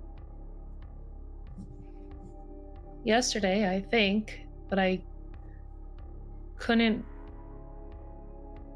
I don't know, my stomach was upset. That's why I went to the hospital, because my stomach was hurting, and I just couldn't even... The hospital? Water... Well, I tried to. I didn't make it. Like I said, I wasn't necessarily trying to go to a hospital, some kind of doctor. Father, speed this up. Very well. Very well. Like, he goes and he rummages like through the kitchen to try and find like a coffee cup or something like that. No problem. You find it, and you find something else in the sink. Is what appears to be the remnants of someone's stomach. Not only food, but also a lot of blood. So much so that the fluid has kind of clogged the drain, and there's just a lot of blood in there. I think while he's in the kitchen, right, he slits his hand and fills the cup up and then brings it back out. Drink this.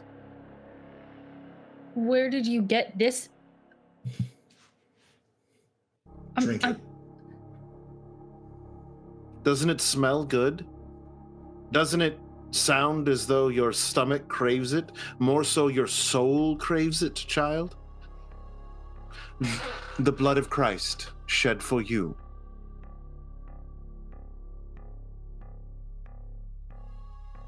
Look, I'm sorry. I know there's a lot going on here, but I don't trust just drinking from just Drink any. it. You have two options. You can drink it so that you may regain a degree of your sanity and composure, or we make you drink it because we don't feel like killing anyone this evening. You can take your pick. You are what you are, and you will feed, and you will consume blood. This will keep you sane, and this will keep our asses out of the fire. Did you just threaten to kill me? No, release you into God's grace. The simple fact of the matter is, you're useful, we need you, and we need you not crazy pants at the moment. And coming from me, What does that mean? What does any of this mean? I throw the cup away. It shatters against the wall. oh, that's sad. Look, I don't know what's going on, okay? I obviously don't. My apartment is a mess. It smells like blood, and I don't know. Grabs their wrists and looks at them and go, new friend, hi. What does that blood smell like to you? That man outside that we cleaned up, what is that? What was that? What was what? I don't know what you mean. You don't know, but we do, and we are trying to help you, and you're making it difficult. You smell it, don't you? It smells like blood. Does it? Take a closer whiff, and he gets on the ground with her. Smell it. You push my head down to the ground. I mean, hey, we're all having fun here. I didn't want to go, but if you're cool. Oh, I'm cool. I'm very cool. Yeah. Do whatever you need to do. Yeah, he pretty much. Because I'm not going to the ground by myself. It's like the crack on the back of your neck, and he's still got one hand on your wrist, and he's like, smell it. I smell it. Your stomach growls. It's the most beautiful, most wonderful aroma you've ever beheld. And the thing is that when I say your stomach growls, it's not your stomach that growls. It's something else that's inside of you. You feel like there's another presence there. You remember being very young. You remember being very young at your first communion. You were very proud. You were so happy. You were going to be doing this thing that adults did. You were brought to church, you and all your classmates, and you were all in your best fineries, your best Sunday fineries, and it was your first communion all lined up, and you went in front of the priest, and when you did, you knelt in front of him, and you opened your mouth, and you extended your tongue, and he placed the Holy Host on your tongue for the first time ever, and you took it in your mouth, and you hesitated a moment before chewing it. Just savoring that moment, and then you chewed it and then swallowed it, and as it went down into your stomach, you remember feeling this warmth and this light, feeling like you finally belonged, like you were finally admitted into this secret society, this secret group that really, truly understood how to worship Jesus and God. You had become more than just a child. You had taken communion. The body of Christ was inside of you now, filling you with warmth and light. And this thing that's inside of you now is like that, except instead of feeding you, filling you with warmth and light, it's an absence. It's a hole, it's a void. And the only way to fill it and to satisfy it is to drink that cup in front of you. Well, I'm licking the carpet. Good. You understand. Drink of this in remembrance of me. Right, Father?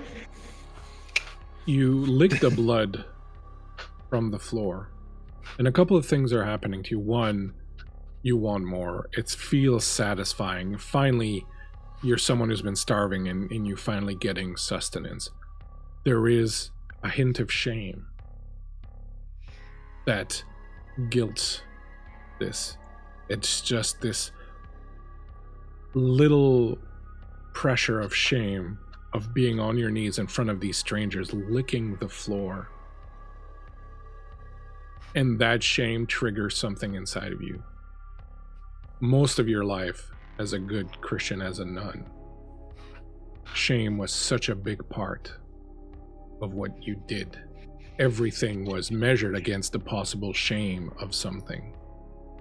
It became the currency in which you dealt with God.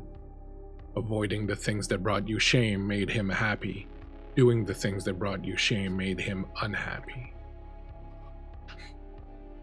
And that familiar, comforting feeling of shame, which you haven't felt in a while, you haven't felt really since those visions you had. That comforting feeling of shame coming back makes this feel right. Just as your mind, again, rebels against that because you've been fighting against that for so long. There's such conflicting emotions right now going on inside of you. But it feels exactly like that. I stop.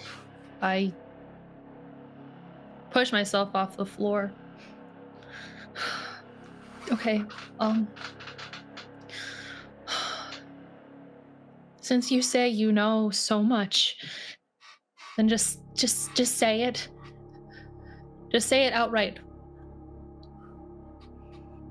Well, correct me if I'm wrong. Simply saying isn't enough. Isn't seeing believing? I don't know what you're alluding to. His hand gestures towards Elise. Oh, Elise. I was waiting for a break in the conversation to go, what is Elise doing during all this time? All you are talking in the background, you just hear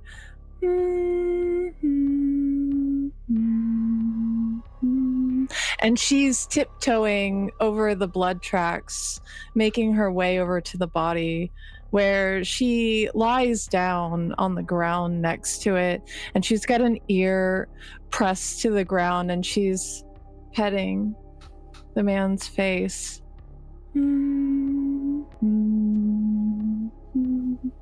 And she's using spirit's touch here, but she's not using it on the man. She's actually using it on the floor, on the space itself. There's no man. Oh, he's not there. There's no body there. No, you Okay. can clearly tell that there's something in that door at the end of the corridor, but no one's gone there yet. Oh, well, then I'm going back there. Can I go back there? So she's following the blood trail. You follow the blood trail. So all of this is going on behind you. Mm-hmm. You follow the blood trail. You arrive at the door. The smell of blood is incredibly potent here. You can see on the door frame bloody handprints. You can see blood has started to leak out underneath the door, and there's a pool of it that has started to amass and congeal underneath the door all the way into the corridor. I think she presses her face to the door and lets her tongue flick out against the bloodied handprint before pressing into the room. When you lick the blood from the handprint, it tastes like goo. You open the door. What you see is beyond a lot of things you've seen. You were expecting a dead body on the floor, maybe in the bathtub. But we all remember that Rachel rolled a bestial failure. As you open the door, first thing you see is a hand. And it's not attached to anything. And then you see part of what looks like an ear. On the floor, you see remains of a body in the bathtub, most of it in the bathtub, some of it on the ground. There is so much blood and flesh everywhere. It's a charnel house. It's an abattoir. It's one of the single most gruesome things that even you have ever seen. This person, whoever they were torn apart from the arterial spray on the walls while they were alive. And through all this gruesomeness, this white bathroom that is now stained as if Jackson Pollock had come in here with a supply of red paint and gone crazy. The walls entirely covered in religious symbols, crosses, verses, psalms, parts of the Bible, a depiction of Jesus Christ with a huge phallus, the Virgin Mary hung upside down on the cross being tortured by a devil in S&M gear, a priest or a monk, maybe a nun, it's difficult to tell, with a chain around her neck, praying. All of these rendered with incredible talent, incredible precision. There is so much beauty in the gruesomeness that you are beholding.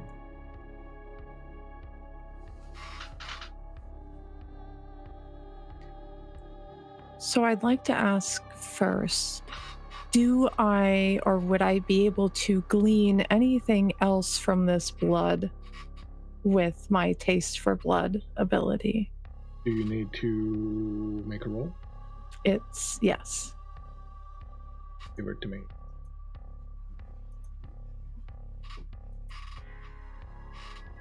That would be 4 successes.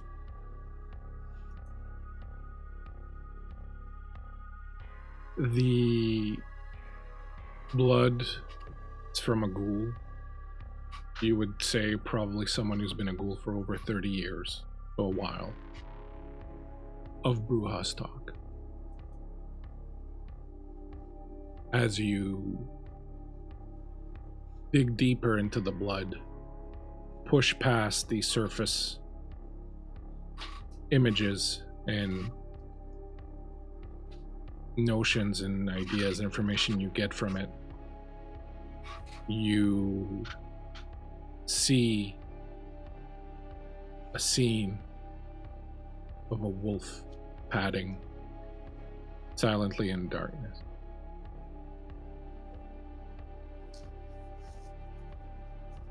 The resonance in the blood indicates that the person, the ghoul, suffered immensely as it was being ripped apart, being fully aware because of its ghoul. Because of the fact that it was a ghoul, it lived through a lot of this carnage. The pain that you feel in the resonance of the blood is almost overwhelming, and you put a hand on the side of the door frame to steady yourself. This is a small bathroom. Is there a tub? Yes, and it is currently filled with blood in most of the body. I think she kneels down, letting herself buckle under that pain, and drapes herself along the edge of the bathtub and dips a finger into it, swirling it around. And this is where I'll use the spirit's touch in this room. I do have to make a rouse check for that. So I'll do that first.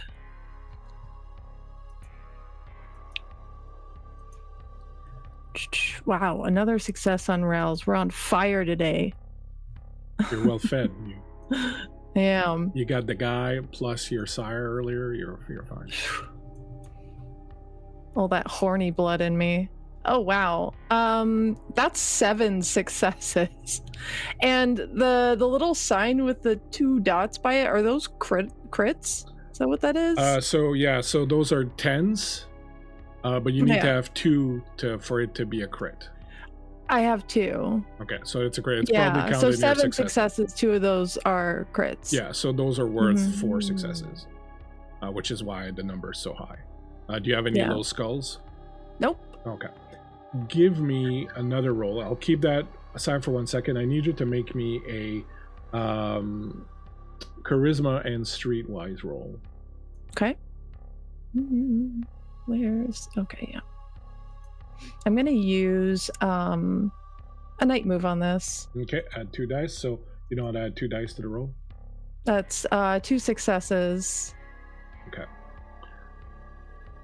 You use Spirit's Touch. Now, I don't want to put you too much on the spot here, Rachel.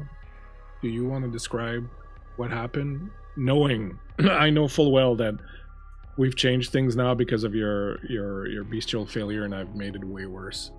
It was supposed to be. I'm happy to describe it if you want, but I'm willing to give you the opportunity to do it if you want, but don't feel stressed or obliged to do it.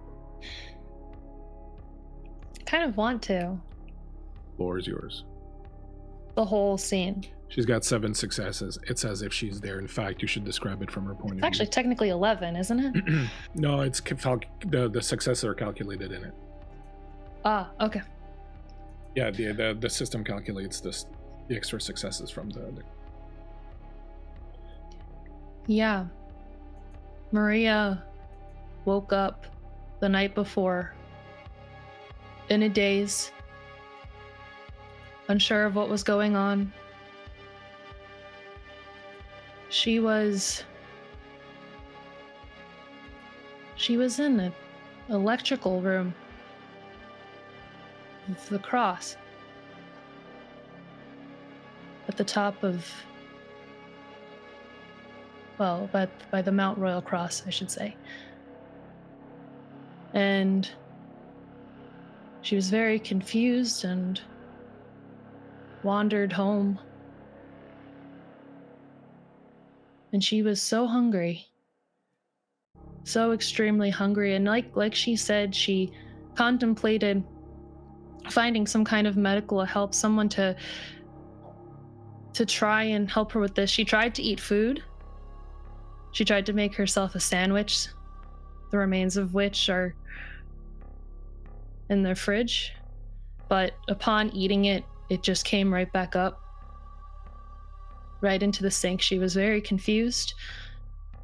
She tried to drink some water to get this weird taste, this combination of food and something, blood from her mouth. But again, it just kind of kept coming up. But no, that doesn't make sense. So she went and she tried to eat something else, just another part, just another piece of ham, something. It's just a repetitive, cyclical act of trying to do this, but it just didn't work out until finally she says, no, I need to go. So she does. She leaves and she heads out. She's dressed nicely. She's trying to feel herself, so she did take time to put on a nice outfit before she went out, just something to make her feel, I don't know, complete, human. whatever you want it to be. And sure enough, she passed a club. And it was like her senses were overwhelmed. The music, the laughter, the dancing, the sweat, the blood, the heat coming off of the people in the club. Something about that was so exciting. And something about it made her feel really good. And like God's light was shining on this building, she walked into it. And she was almost aroused by this feeling. Again, these people all around her, but there was one person in particular that caught her eye, and not for any reason about them. It was just something about the way they looked, something holy. And she went and she spoke to them, and they spoke back to her. And she very quickly and very effectively kind of drew them from that place, promising sex, promising excitement, promising a really good night. And she lured him all the way back to her apartment and brought him in. But the entire walk back was like hell was crawling back up through her toes, up through her knees, up her spine, into her mouth, just wanting to take a bite from that apple, but she didn't yet because she couldn't. She wanted to have the pleasure that she always had when she brought a man to her bedroom, or a woman for that matter, anybody. And she brought him back to the bedroom, clothes tearing off like a beautiful romantic scene. And when she went to tear into his chest, she literally tore into his chest, ripping it apart and going straight for the heart like nothing she'd ever felt before. Her teeth sinking right into his beating heart. And it was so good, and it was so holy. And her nails dug into his flesh, into his skin, and just tore it apart. It was like paper. It was nothing. It was so easy. It was so fast. She didn't know how it was so fast. But she had to clean it up. So she, when she was done, she tried to drag it back. But the whole thing was so disgusting, and she kept everything that she had taken in was coming out faster than she had put it in. It was like projectile. It was terrible. It was unholy. It was everywhere. And the only thing that she had left at the end was her art. So she painted with what she could to memorialize this poor person that she had destroyed.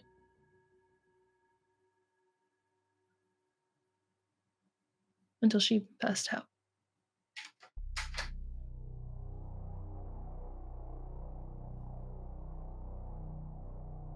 That's what you see.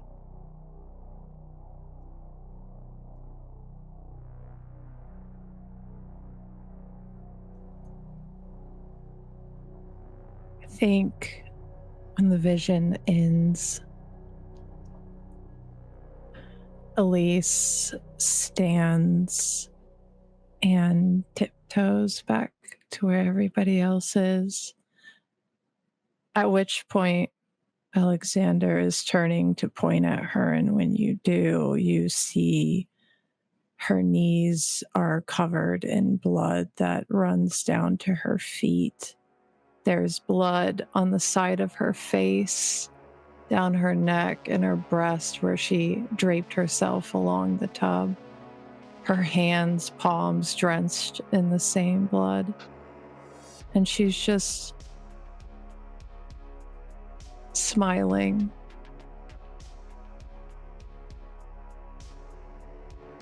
Back at the father. Wow. I saw a few things. somebody's going to be very, very angry at our little bird here. And one of the rolls that you made, Readwise roll, was to see if you knew who the person was. The blood with the wolf gave it away. In the underground city, in the court of Prince Max, there is a Bruja named Fiona, also known as the Wolf. And you know that this ghoul belonged to her, and at least 30 years as a ghoul was probably very important. Have you ever had something you loved for a very long time? Yes. Wow. You just killed somebody's precious thing. Precious thing that they've had for a few or so decades. She looks to Arkham and to Alex.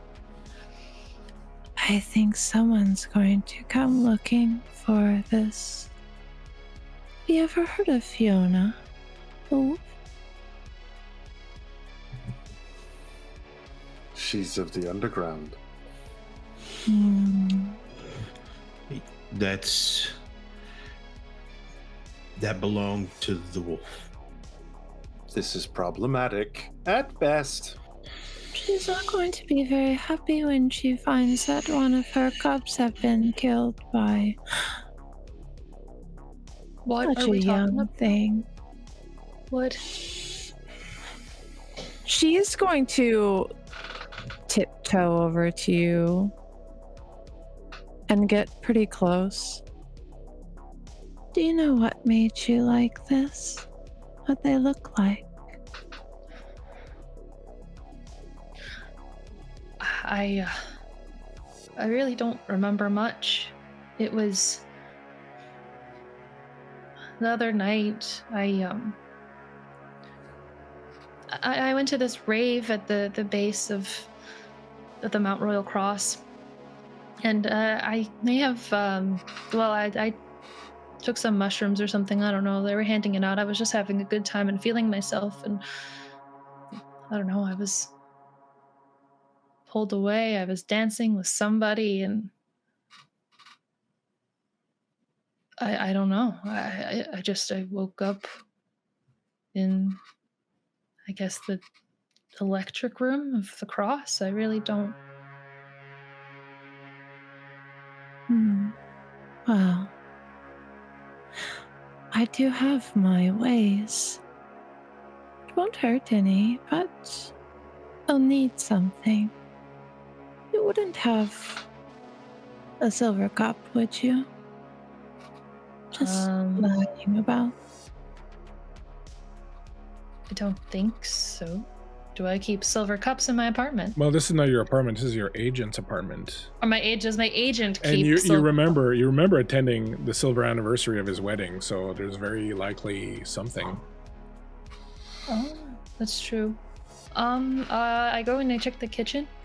You rummage around and you do find in one of the cupboards a set that looks like a number of plates and some goblets. They're kind of Great. ugly, Is but it they're silver. is it in a container? Or... Yeah, it's still like kind of wrapped in the box that they came in, and it was like a gift. Well, I'd rather open it than any of these guys, so I'm going to open it up and try and grab one of the goblets. As you grab the goblet, the second you go to grab it, you right away feel like something's wrong, and then when you grab it, it feels really wrong in your hand. It feels almost painful, like your skin is not burning, but like it's just bad. It's just when you drop it. Oops. Probably should have said something about that. She's like standing uncomfortably close to you, right behind your back, watching as you're doing this. I'm sorry. I hope it didn't hurt too much. And she leans down and plucks the cup off the floor and sets it on the counter. Could I see your hand? Maybe I could fix it for you. I'm sure that hurt. Sure. She takes your hand and is looking at it, but also holding it over this cup, and then I'm sure you'll be just fine. And as she says fine, she just digs a nail into your palm as hard as she can and starts bleeding you out into the cup, squeezing your hand as she does so. Ow! Shh. There, little bird, you'll be fine. And after a few moments, she releases it back to you. Okay, go away now. I don't need you anymore. The wound in your hand, you see, is a lot less worse than you thought it would be, and in fact hurt a lot less than taking the goblet, and you can almost see it starting to close. This insignificant little wound that normally would have taken a few days to heal, you can see it already starting to mend. Touched by God. Elise again picks that cup up. You can almost hear the sizzle in her hand, but it doesn't seem to faze her the way that you would think it would faze her. And she glances back to everyone. I'm going to need a little bit of privacy now. I get stage fright. Don't bother me. And she just kind of tiptoes back off into one of the back rooms. I think that in that moment, Alex looks over at Arkham and just goes, and they question my sanity.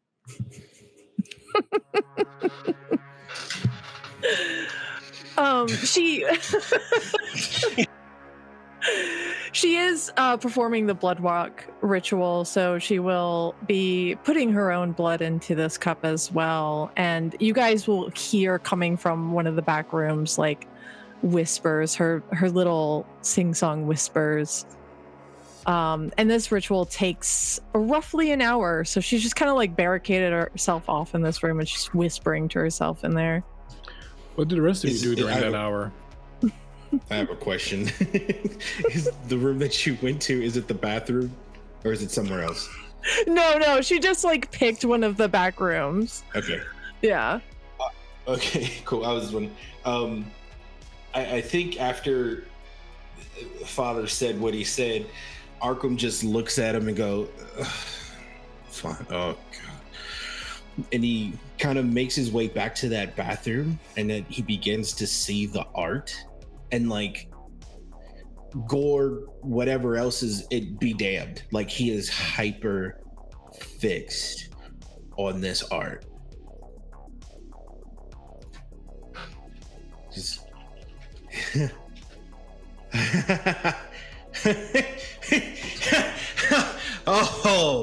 oh, this is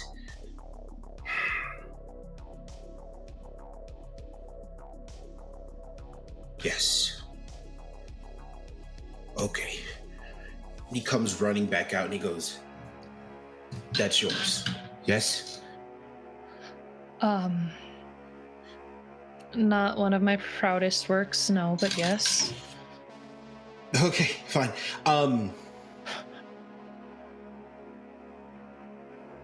Okay, perfect. That is glorious. Thank you. I'm taking that for the prince. Absolutely. You gonna take it? Yes. You gonna remove the tiles, or? It's best not Whatever to question him. All of that. Yeah. We can maybe we can recreate it in the sphere, the entire scene. It's such a balance between. Wait.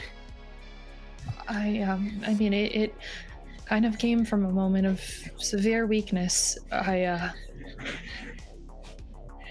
It's a rebirth.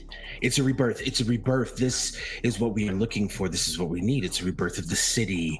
And what is better than to showcase rebirth out of death, gruesome, horrific death into sweet, sweet, beautiful art. You did this.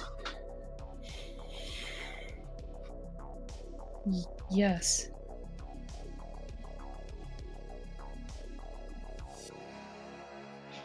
I'll figure something out. Father, you said that I am blessed. Indeed, you are a messenger. And it seems you have shown us one of your messages. The drinking of blood is a normal thing. The blood of Christ shed for you. It's not that different when you really think about it. I hear that. Do you still not know what you are? I don't. I mean, it's really giving like vampire, but that doesn't make sense. We are monsters of the night. We are the things that give people nightmares. We are the things that drive them to believe in God to save them. And I think he flashes his fangs for an instant and then retracts them. You are one of God's instruments. Through fear, you instill faith in others, sister. What do you mean by that? What comes with this? Hunger. And? Immortality. Eternal life. As long as you don't wish to see a dawn, you'll live forever. Depends on your habits. Let's just keep it simple.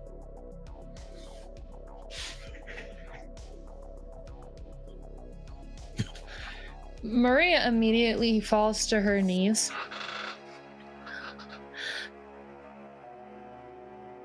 Jesus has blessed me. He has indeed. I think Alex falls to his knees in front of her. Shall we pray together? Shall we pray to our Savior Jesus Christ, for he has blessed you. He has made us one of his own, one who shall survive the rapture and guide those who are left behind into the graces of God. He's delivered us. Is this the eternal life promised in the Bible? Adjacent, but yes.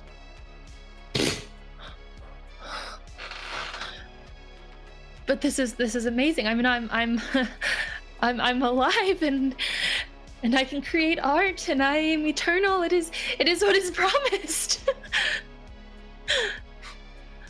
Yes. Yes. This is what is promised to you.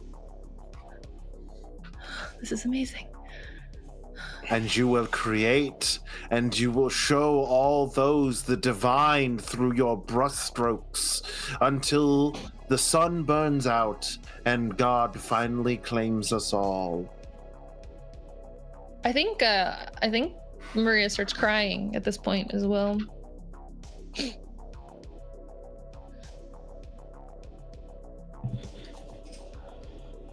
Is that it? Are you done, Father? She's having a spiritual moment. Arkham, do not rush these things. Let her feel the grace of God flow through her. I knew when I was defrocked, when Those visions, they led me all in the right directions. These visions, they tell me the truth. I knew that believing in them would save me. I knew it. Yes. Yes, you followed God's plan.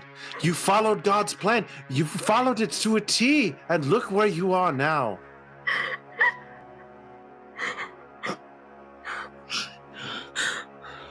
Oh, she's a keeper, Arkham. A true keeper. Padre, this is getting a little... even for me. Like, he, turns and looks at you, and you see one eye is, massively dilated, and the other one is not. Okay, then also with you, whatever. Fuck. How do you live, Father? Sorry. How do I live?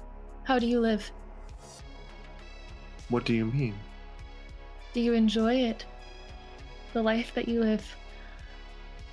Sometimes.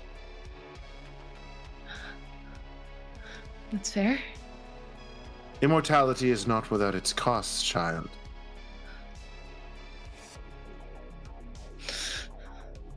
That little voice inside you, not in your head, but in your chest, in the pit of your stomach. The devil loves to play with us immortals, and he likes to test you. And unless your faith is strong, it will take over. And he will toy with you, use you to his own ends. Sometimes this is inevitable. Makes But sense. with penance, you will get through it.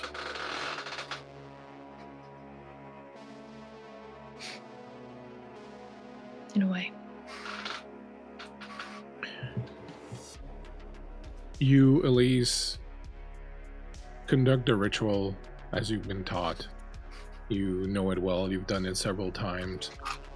You mix your blood with the blood of the intended in the cup, you swirl it around, you provide the incantations, and then you drink of it. As you do, revelations come upon you. Secrets are revealed, generations peeled back, images, names. You don't so much hear a name as get an impression of someone, and the name kind of appears. If you know the person, the name that appears is the name they use, not their real, that you recognize. You've gotten the answers. What do you do? You hear the door crack and open. You hear the little thud of her tiptoes as she makes her way back out. Well, don't you think it's time to take this little birdie back to its nest? I know where you belong. And then her eyes drift to Arkham. You're gonna be so happy to know this, I'm sure, Arkham. That strange lady at the club with the prince, the one that seems to not like you very much. The big glasses. I think her name was a color. Oh, Remember her? the Andy Warhol lookalike. Yes. Shh. Silence, Father. I'm not talking to you, and it's a bit rude to interject. She gets really close to Arkham. Seems like she's been naughty, wouldn't you say? Making a child or leaving her on her own like this. A what? He looks over to Maria and he goes, "Really? How certain?" Oh. The blood can't lie to me. Never does. I'm very good at what I do. He looks back at Maria and his fangs begin to descend. Oh, you just became Worth $1 million, friend. Thank you, Elise. You have to make a promise to me, though. Anything. You can't hurt her. Her? Yes, her. I don't care about the horrible fashion lady, but this one. And she comes very close to you, Maria. I like this one. There's something special in her. I think through all that Jesus talk, there's something truly special inside of you, darling. You can't hurt her. Done. You can see him in the background as like the camera gets fuzzy. He's like,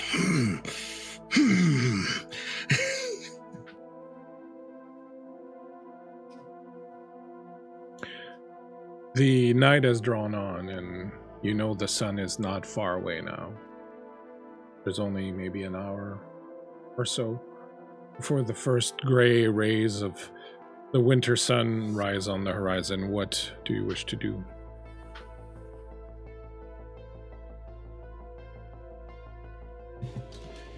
This may be uncomfortable, but are you expecting anybody here for some time?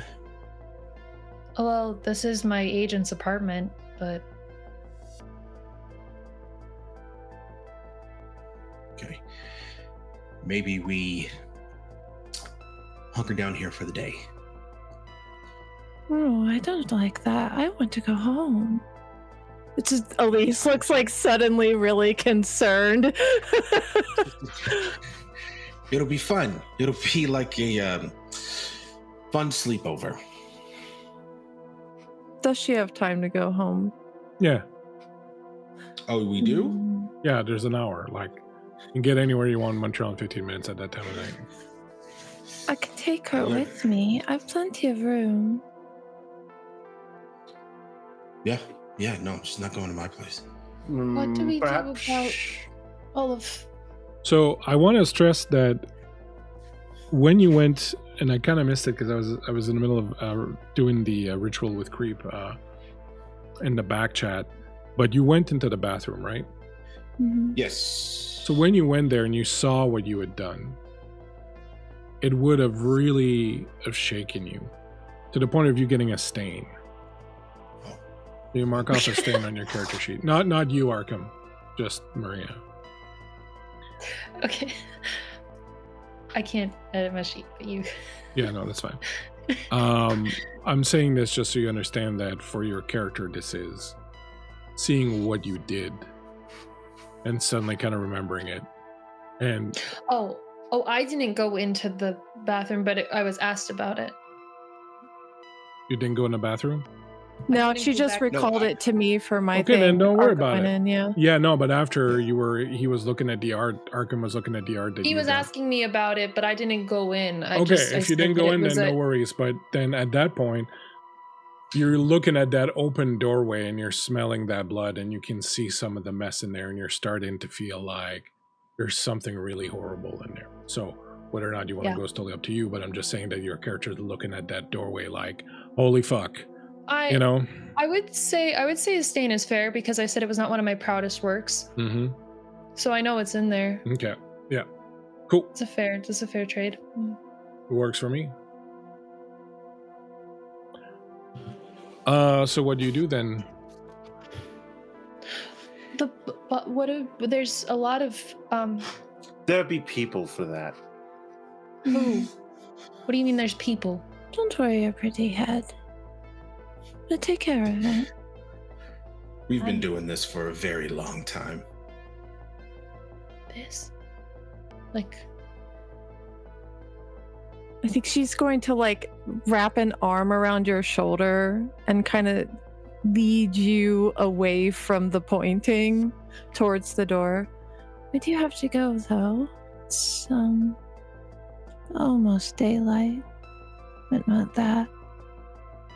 It'll hurt a bit. Sure. I think you need a bath. Yeah. Should I grab clothes or something? Oh, no. She like looks at herself and then at you. I think I could find something for you. Sure. Come on then. Let's go. Fletcher's going to be a bit mad at me bringing home strays and all. I think he's used to it by now. She's like talking to herself as she's leading you out. What about Alex and Arkham? Alex pulls out the bus schedule and looks at his watch. Oh my god! Father, You can just make it. Father, If you get the 35, you can just make it. Father, you can ride with me. Think of it as a tithing. Okay, that's perfectly fine. Though I'm a little worried about our new acquaintance going home with the witch. She may end up eating her throughout the course of the day, but who knows? Why do you always think that I eat people? That's not very nice, you know. You do eat. Yeah, I don't You're wanna still do- here. If you really want to stay with your little treats, you could come too, but I don't think you like the decor in my house, Father, very much. No, not very much. Probably not. No. Plus, I wouldn't want to be responsible if old habits pick up again. Interesting thing to say. Andrea, I'm gonna get a car. You get the car, and I assume that Elise calls Faraday. How would I call him? Well, that's right. You can't do that. Is Faraday here? No. Has he just been like outside in the hall the he whole hasn't. time? No, he hasn't. That's a bummer. How would you? That'd be kind of cool, though. How would you get home then? Did the car that brought us here just did they wait for us? Well, he left to get rid of the body. Yeah, did he come back? Yeah, sure. He would have come back for you. You gonna hitch a ride with him? Yeah. No problem. As you're sitting in the backseat of the car next to this strange fucking woman, Maria, who's talking to herself and has been doing weird shit with blood and so on and so forth, and everything you've gone through. What's going through your mind? What's your state of mind? What's happening? There is this uncertainty that lingers about everything that's happened over the last, day or night or whatever you want to call it. And there's this fear that is trying to stay with me, but I think even as I look over Elise and her confidence around everything that's been going on and how I haven't seen her fazed by anything, makes me feel that perhaps I will grow to find comfort in this new situation. I feel as though I've been reborn. I feel as though I've been resurrected, much like Jesus was at one point, maybe not in the same way, but at the same time, I've been granted this gift. I've been delivered from my past. I've been given a new opportunity with the riches of everything that I've built upon it. So for as much as that fear tries to hold on to me, I feel that I'm not quite as fearful as maybe I should be. What's going through Elise's mind? She misses Faraday very much. And she can't wait to be back home where she would have liked to stay this evening, but was told she had to leave her house. And she looks forward to helping Maria acclimate for the evening, to bring her to her chambers, to bathe her, to dress her, and to lay her down for the day. I think she's used to doing this with at least her humans. Father Alexandre.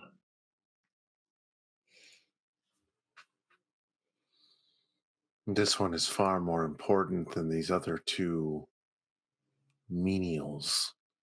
Realize she'll be brought into the fold. She will be. Narcom. I think he's salivating at the idea of being able to be rid of Soriano. And he's trying to figure out how to use that to find favor with the prince and our new friend. A lot of chess to be played.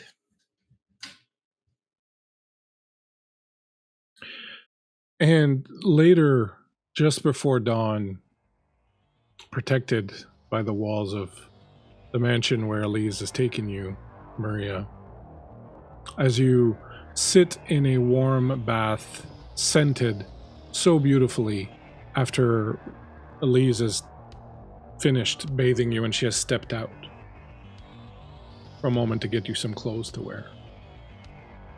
You close your eyes, and for the first time in a long time, allow yourself for a moment